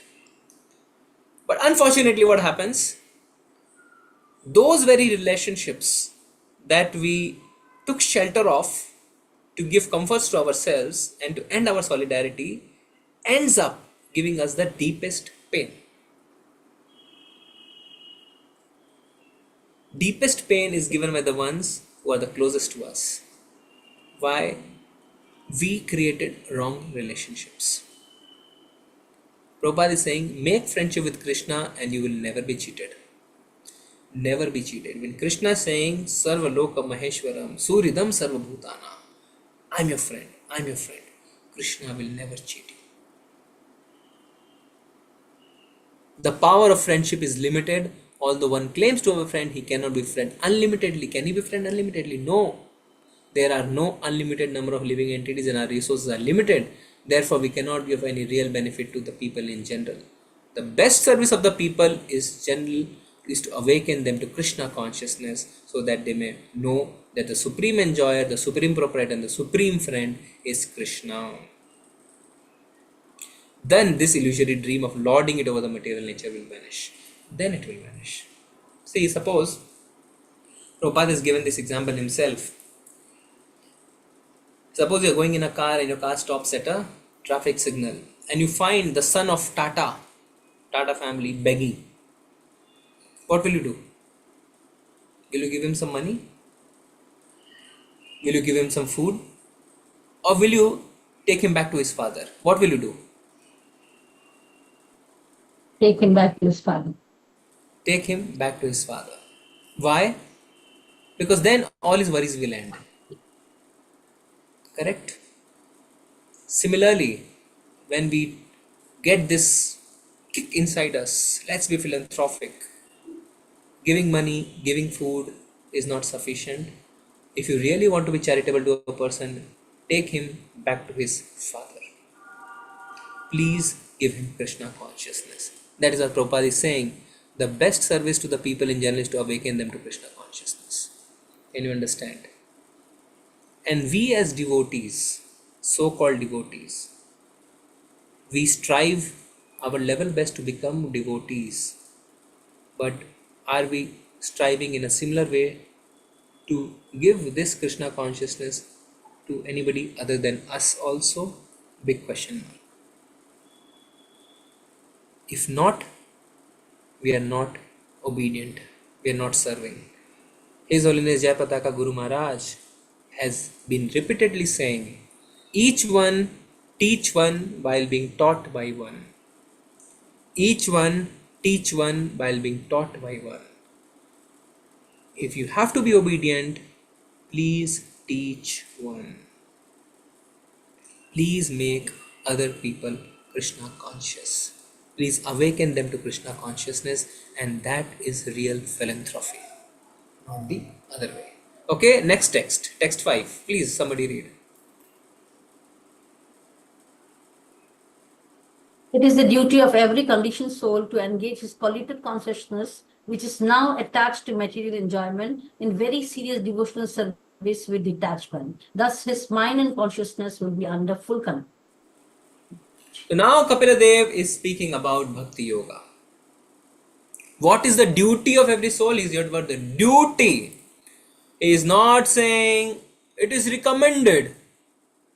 Not saying recommended. See, yesterday one devotee was saying in his speech, if somebody asks you, why should I do bhakti? Why should I do bhakti? He says the answer is there any other option? It shows his conviction. We don't even think about such an answer. But a person who is convinced will say, Is there any other option, my dear friend? Why are you asking this question? This question is not valid. Invalid question. How invalid question? Somebody asks a child, does your mother love you? Well, what do you mean, does my mother love you? Invalid question. Every mother loves his child. Similarly, why should you do bhakti? Invalid question. What is the other option? So which means it is not a choice. It is the duty. You have to do. You have to do. It is not a choice given. It's not a recommendation. Duty of every soul to do what? Serious devotional service. I think this is the first time the text itself is, so prominently saying not only devotional service, serious devotional service. Become serious. Every devotee, duty is hetu. You must do it. And to facilitate this opportunity, not only for you but also for others. That is why Krishna himself says at the end of Bhagavad Gita, what he says? To prove this point, what Krishna says, that please make this facility available for others. What is Krishna saying at the end of Bhagavad Gita? He says, the one who preaches this Bhagavad Gita to others is very dear to me. Fantastic. That is why Krishna says, no one is more dear to me than the person who preaches this conversation between you and me to others. Because you have to make this opportunity available to others also. Serious. Bhakti yogena. Serious. My God. See, the word uses bhakti yogena tivrena. Bhakti yogena tivrena. What it means? Okay, when I say bhakti, what is the first word that comes in your mind? Service. What is the first word? Service. Devotional service. Devotional service. Then, that is only English. Bhakti is English, devotional service. What is the first thing, the first thought that you say coming in your mind? When I say Service to Lord. service. Okay, then Krishna, Krishna. Okay, then Chanting Fast. the holy name. Chanting. Next, Love for me. love. Next, Detachment from the material world. detachment. Next, preaching, preaching. Next, Association with the devotees. association. Next. See, it reveals our consciousness. It reveals our consciousness. First thing, when I say bhakti, what is the first thing that comes in your mind? Surrender to Guru. Surrender to Guru. Lakshmi Gaura Prabhu. There is no love, no association, no service without surrender. Without surrender, nothing. Obedience, we discussed, obedience means surrender. Without surrender, what will you do? Sharnagati, what will you do? Krishna is saying, Mamekam Sharanam Vraja. That is the ultimate teaching. Surrender, Baba, surrender, surrender. All sort of things we said. But we didn't say surrender because we don't want to surrender. It has not come inside our consciousness. That's not the way we have been built. Because we came in this material world because of two things. What are they? Desire and hate. Ichcha and Dvesha. Desire and hate. Ichcha and Dvesha. And if I have Ichcha, if I have Dvesha, how can I surrender, Baba? How can I surrender?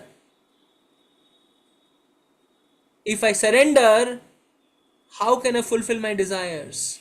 If I surrender, how can I hate you? Ichcha and Dvesha brought us to this material world deeply inside us. Our samskara. See, there are three levels. First level Durgun. Next is samskara. Next is ahankara. It has become our samskara. Ichcha and Dvesha. So much deep it is that we came down from the spiritual world because of Ichcha and Dvesha. So how can we surrender? Surrender means no Ichcha. Surrender means no Dvesha. What is Chaitanya Mahaprabhu saying about this at the end of Sikshashtakam? What he is saying to Krishna? What is he saying about surrender? Nadapi sunichena taroriva sahisnuna amanina manadena kirtaniya sudari. आश्लिष्य वा पादरतां महतां करोतु वा यथा तथा वा विदधातु लम्पटो मत्प्राणनाथस्तु Even if you kick me, you still If you don't remain my accept. Lord. If I Nice. kick you, you will have a strong hate against me. Yes or no? Yes or no? Yes. Yes. So if you have hate against me, how will you surrender to me? Chaitanya Mahaprabhu is saying, even if you kick me, you remain my Prananath. Surrender. I know not easy is to surrender, but at least we can become cognizant of this fact and start to surrender. Yes or no? Yes or no? Yes, ma'am. Yes, Prabhuji. Yes, Prabhuji. It's not that we have not started to surrender. We have started to surrender. How? Prabhupada has said we should attend Mangalarti. You are attending Mangalarti. Surrender. Prabhupada said, don't eat outside, eat only Krishna Prasada. You are eating only Krishna Prasada. Surrender. Prabhupada said, chant 16 rounds. You are chanting 16 rounds. Surrender. Somebody may like it, somebody may not like it. Getting up in the morning may not like, but you are doing. It is surrender. Begins with surrender. But it has to become more ingrained in our heart. Bhakti is surrender. Mam ekam sharanam vraja. Okay. Okay. Bhakti yogena tivrena. Next verse, please. Verse number 6. Somebody read. Hare Krishna, Prabhuji. One has to become faithful by practicing the controlling process of the yoga system and must elevate himself to the platform of unalloyed devotional service by chanting and hearing about me. Chanting and hearing about the Kapila Deva continues to give solution. Shavana Kirtana Smaranam Vishnuhu. Chanting and hearing. Chanting and hearing. Bhavena. Bhavena. See, if you see, the word used is my Bhavena. Bhavena means what? Bhav. Krishna is saying what? Man mana bhav mad bhakto. Bhav. So this bhav and bhavena means emotion. Emotion for the Lord. Bhava for the Lord. Srimad Bhagavatam, 7th canto, when Srila Prabhupada is explaining about Archanam, Prabhupada is saying it is very, very important for neophytes to engage in deity service directly. Why? Because deity service means becoming pujari is like a direct engagement in which you are able to serve the Lord. You are able to prepare arti plate for him. You are able to prepare bhoga plate for him. You are able to offer incense, able to offer deepa, able to offer flower. See, you can do it mechanically, one way, but you can do it with full consciousness, and then your service will create bhava. Like, oh, I have to prepare arti plate. How can I arrange the flowers in a very, very beautiful manner? Wow. Bhoga plate. Okay, let me put it nicely so that Krishna can eat it nicely. You will see when you go to temple, some pujaris, they are so particular.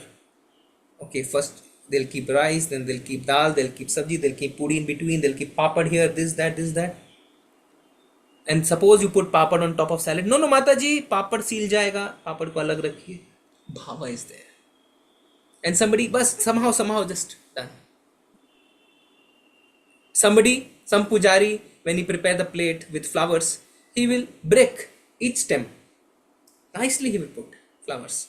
Center one rose he will put, and you know that. Somebody will just take from the polythene and put it without even trying to break the stem.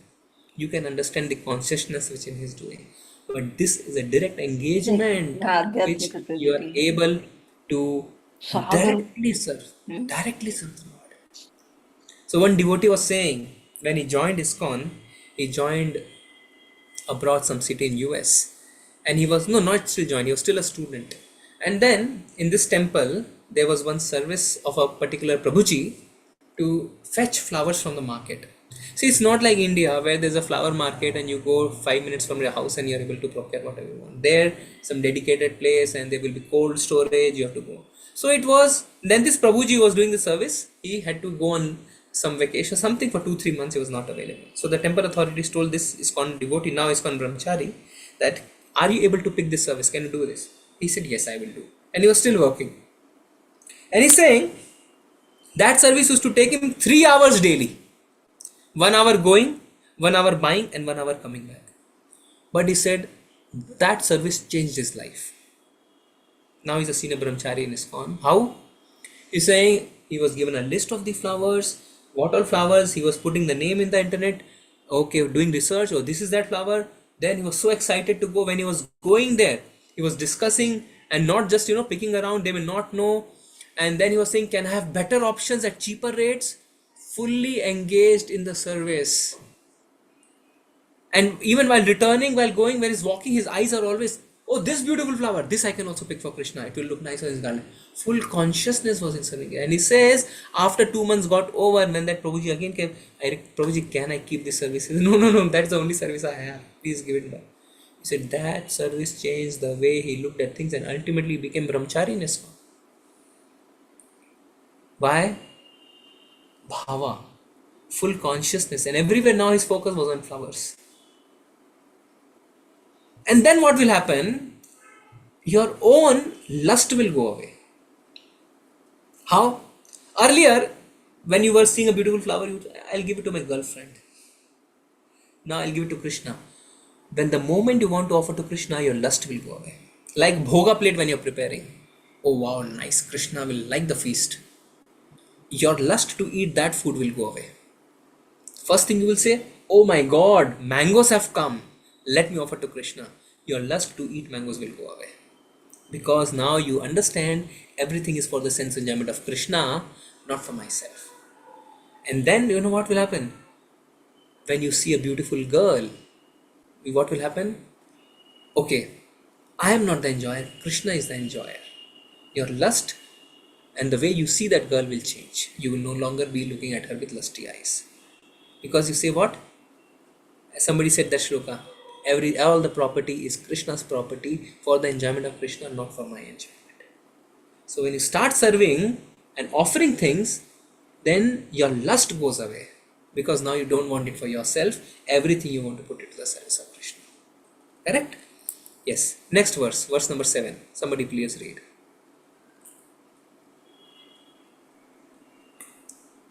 In executing devotional service, one has to see every living entity equally, without enmity towards anyone, yet without intimate connections with anyone. One has to observe celibacy, be grave and execute his external activities, offering the results to the Supreme Personality of God. Yes, very nice. So this is verse number 7. So verse 7 is, how should the conduct of a devotee be? Okay, so I think what we'll do, we'll look at the word by word meaning of this. I'll just change the way we are looking at the shloka. I'll put synonyms also. See, this Veda base has come up with a nice feature. You can use it. Very convenient. Yes. So what is it saying? Sarva Bhuta Samatvena means seeing everyone equally. Then Nirvairena means without enmity. There should be no enmity. Okay, equal vision, no enmity. Nirvairena, after that, Prasangataha. Aprasangataha means without intimate connections. Okay, then Brahmacharyena means celibacy. We'll discuss that. Maunena means silence. Swadharmena means own duty, prescribed duties. And Bali Yasha means offering the results. So equal vision, unbiased. North India, South India, no.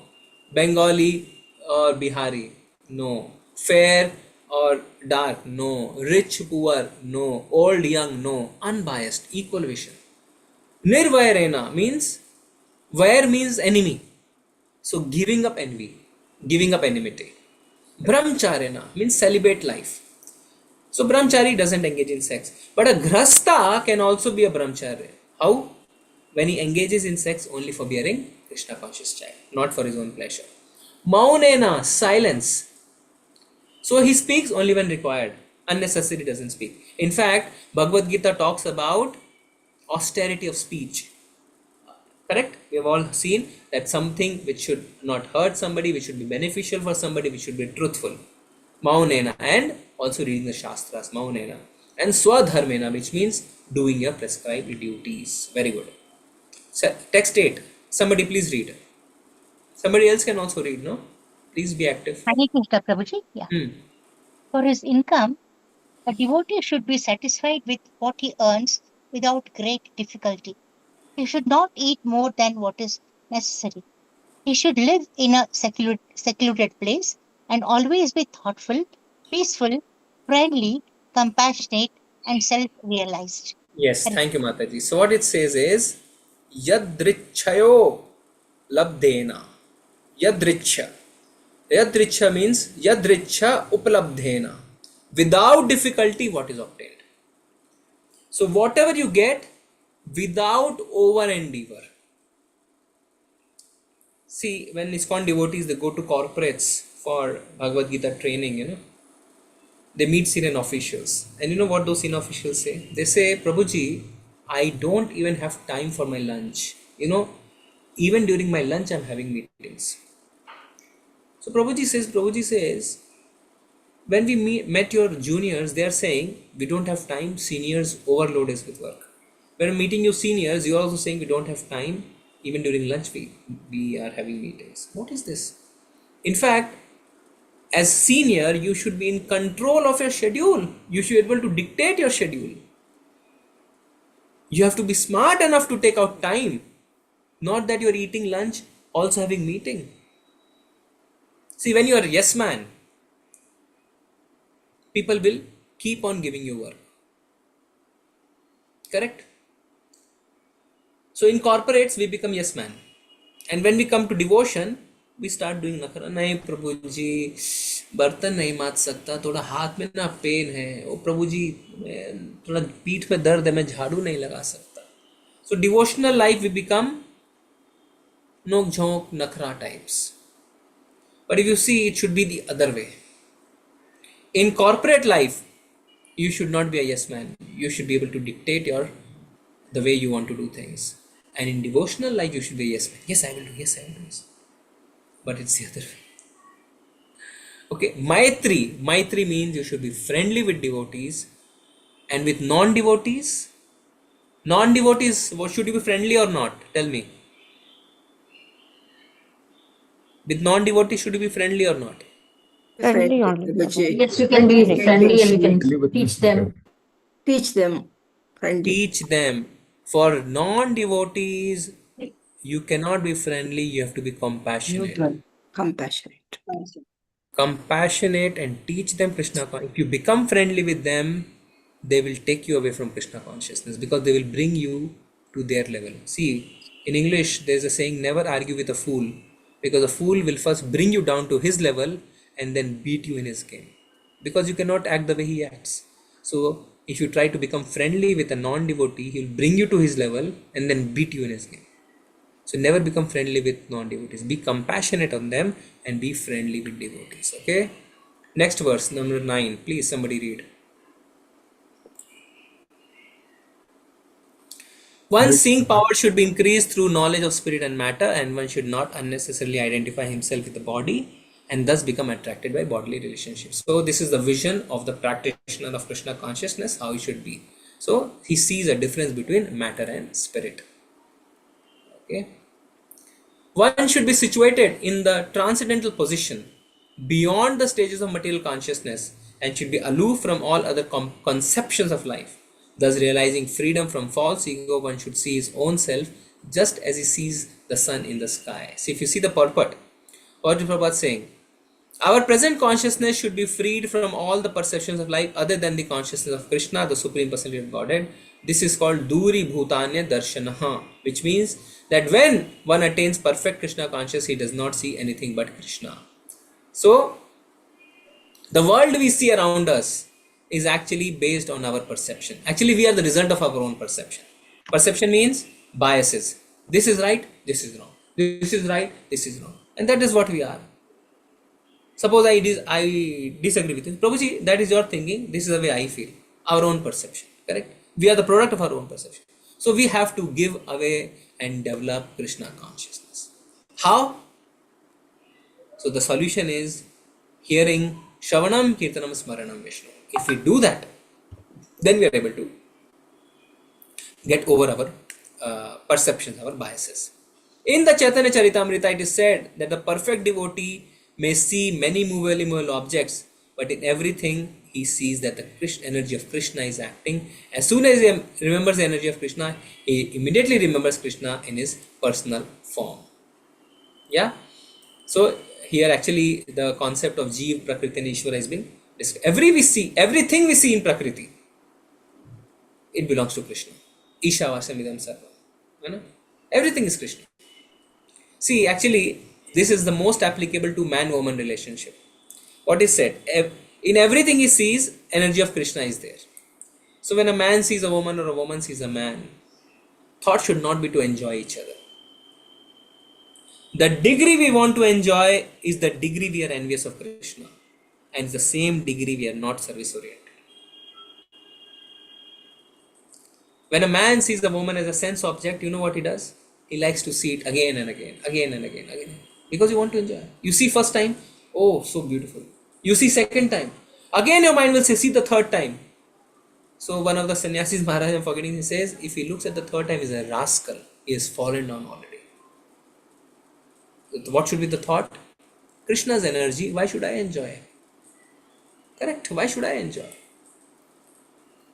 A liberated soul realizes the absolute personality of Godhead, who is transcendental and who is manifest as a reflection even in the false ego. He is the support of the material cause and he enters into everything. He is absolute, one without a second, and he is the eyes of the illusory energy. So this is the text 11. Basically, it's discussing about how we begin to see Lord everywhere. The presence of the Supreme Lord can be realized just as the sun is realized first as a reflection on water and again as a second reflection on the wall of a room, although the sun itself is situated in the sky. See, Bhakti Rasamrita Sindhu says that before you realize yourself, realize the presence of the Lord. Before you see yourself in the mirror, understand the presence of the sun. To explain them, so unless you realize that, oh, because of the sun you are able to see yourself. Similarly, the presence of the Lord is first realized and then you realize yourself. The self-realized soul is thus reflected first in the threefold ego and then in the body, senses and the mind. So a bit complicated this one, but what we have to understand is he starts seeing everything in relation to Krishna. Although a devotee appears to be merged in the five material elements, the objects of material enjoyment, the material senses and the material mind and intelligence is understood to be awake and to be freed from the false ego. So devotee in the physical realm, what happens? Body made of matter, correct? But still not bound by the laws of nature. Why? Because he is not breaking the laws of nature.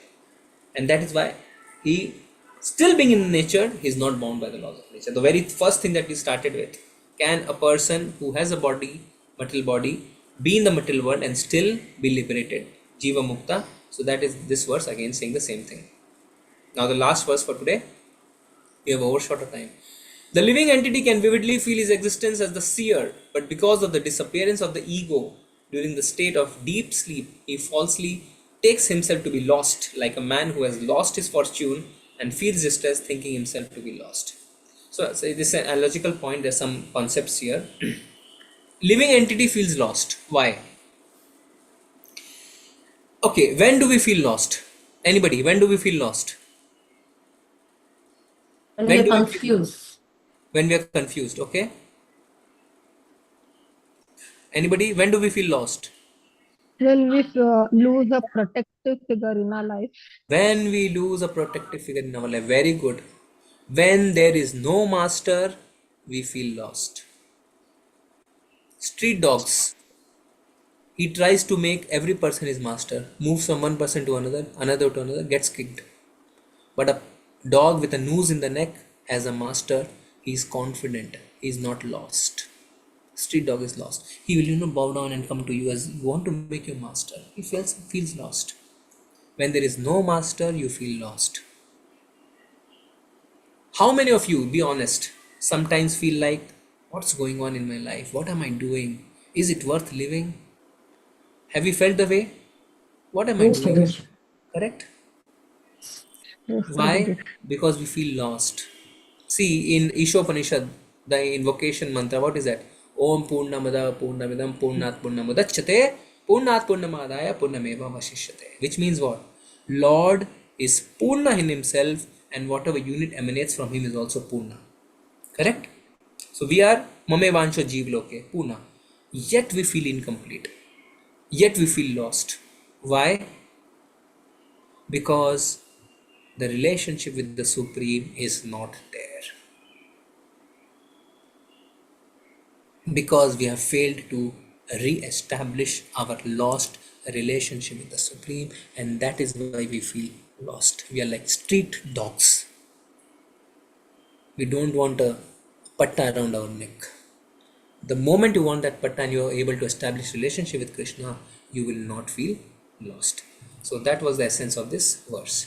I think we'll stop here. There are another 15 verses to go, but we have overshot that time tremendously.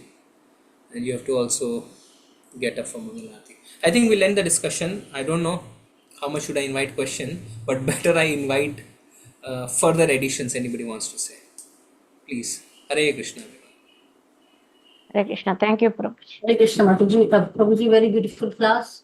One thing I want to say, Prabhuji, that day you told that to chant for Jai Pataka Guru Maharaj. Not 1-2 rounds, but the whole round. So I've started doing that. Everything is Jai, together. Jai, So, Jai, Jai. We should all get inspired, and we should also, pray for Mataji. So, Shubhamai Harini Devidasi Mataji ki Jai. Jai Everybody Prabhuji. should chant for her. Hare Krishna, Hare Krishna, Hare Krishna Krishna, Krishna, Hare Hare Hare, Krishna, Krishna Hare Krishna, Rama, Hare Hare Hare, Rama. Rama Understood. Rama, Mataji Hare is Hare. now dedicating all her rounds to Guru Maharaj. Surrender. How many of you could do that? Surrender. All around. Servants of Guru Maharaj are saying, please do one extra round for Guru Maharaj. Mataji decided to do all her rounds for Guru Maharaj. Hari Bol, Prabhuji. It was your inspiration and it really set well on my heart. See, actually, Mataji is the biggest winner. You know why? Because if you offer all your rounds to your Guru Maharaj, do you think your Guru Maharaj will cheat you? We do our 16, we'll get the benefit of our 16. The one we do for Guru Maharaj, maybe we'll get the benefit of 100. Mataji is dedicating 16 to Guru Maharaj, she is getting the benefit of 1600.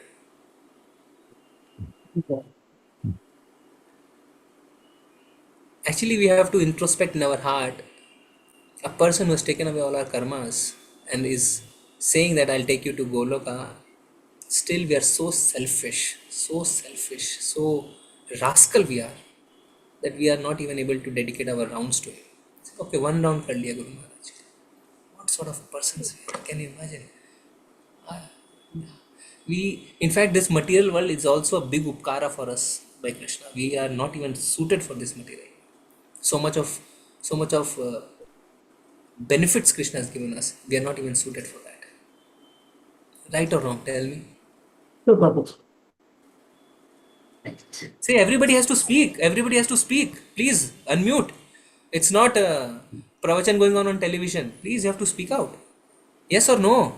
Yes, Yes, Prabhuji. Prabhuji. Yes, Prabhuji. Why are we silent? It's a discussion. Everybody. Don't be busy cooking in your kitchen now. At least give 5 minutes to the class. Yes or no? Yes, Prabhuji. Yes, Yes, Prabhuji. Prabhuji. Absolutely. Yes. So, love is action. Love is action. I love you, but I cannot cook for you. What is that love? Wife will say, I love you a lot. Acha, can you make some mango shake for me? No, sorry. Please, let's order online. No? What is this love, yaar? Love means action. So when we say Guru Maharaj, oh Guru Maharaj, bless me, bless me, bless me. What is this? Bless me, bless me, bless me. What have we done for him? What have we done for him? One sannyasi was saying, what is this bless me, bless me, bless me? And Prabhupada gets very angry, bless me, bless me. What is bless me, bless me, bless me? Should we think, what are we able to do for him? Big question mark. What are we able to do for him?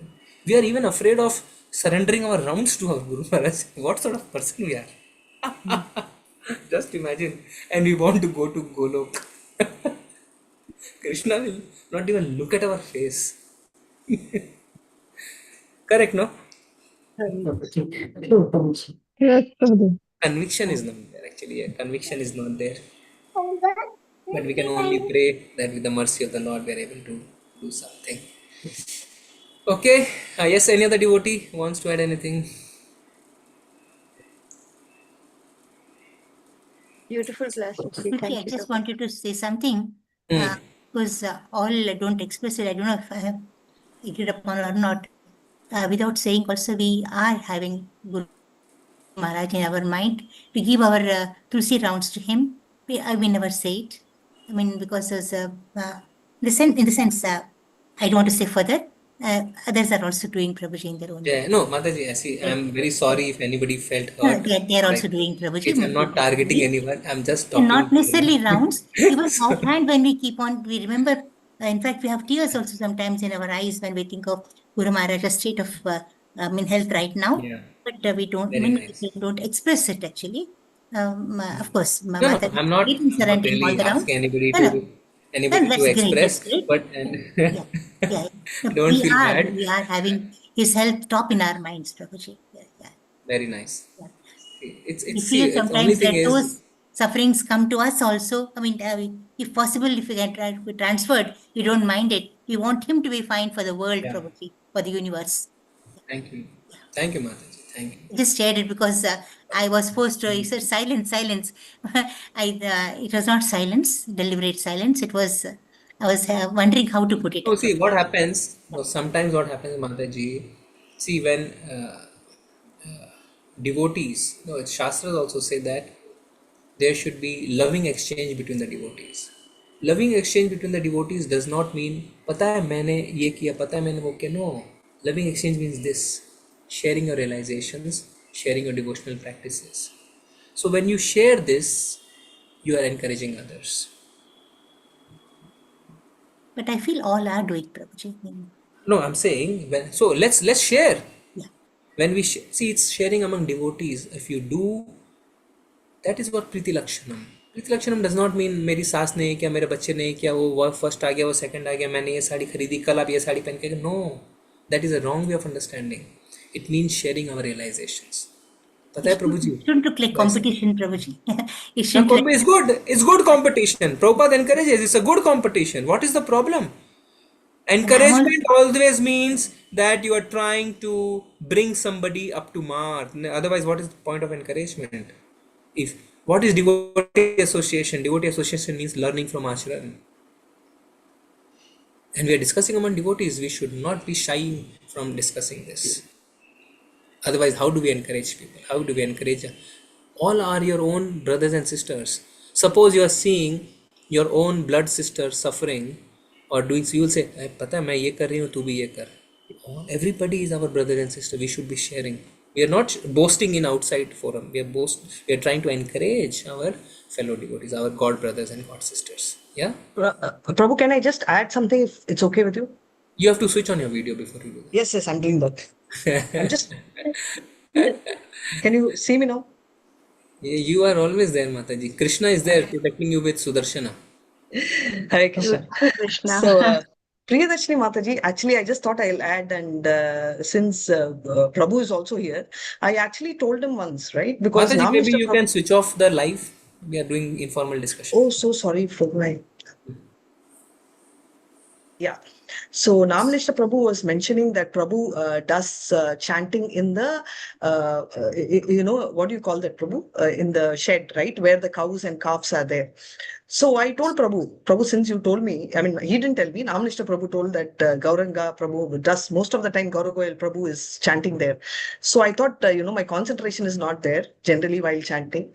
So I went and I was trying to chant there, but there the concentration was not there either. So I was more worried if a cow or a calf will come. Either I was very excited to see which calf will come towards me, or I was very scared to see which cow will chase me. So so Priyadarshini Mataji, why I'm sharing this is, so when I shared this, I think in fact in a public forum when I shared, I don't think Prabhu looked down on me. He never said, "Arey yaar, why are you following me?" Nor did he tell me, "Arey yaar, see your concentration is so bad, my concentration." I don't think he even thought of mocking me. Prabhu, am I right, Prabhu? So I don't think, taking somebody and trying to do, if it's a good habit, we may be successful, we may not be, but at least why we are, probably somebody else may be doing similar to that. But I just shared this because I thought that thought came in my mind. Okay, let me also try, right? So the point is why we are appreciating or glorifying devotees does not mean that we are appreciating one devotee with an idea of putting down the other devotees. The idea is to tell that we are all devotees, right? So we will all have some USP. So the point is your USP, my USP, and all USPs, if we keep adding, then it will become a rainbow or a collection of USPs. So that is what I wanted to share Thank here. you, Mataji. So That's my nicely thought. put. Rainbows. Very nice. Thank you so much. Thank you. Because he said silence. Why are you all silent? Yes, Mataji. Yes. Yeah, I he said, accept why my are you all mistake. silent? Please So pardon we me. were not silent. We were not cooking or we were not silent. Mataji is Then probably the That, most Priyadashini Mataji, senior that is most. for me. She I is was the senior multitasking. most. So he meant, Correct? Priyadashini Mataji, that was not for you. That was for me. Because Prabhu knew I was no. multitasking. I was, It's for so. all. She is It's the for senior all. most devotee now in our group. Yes, I am, I think. Jai. Priyadashini Mataji.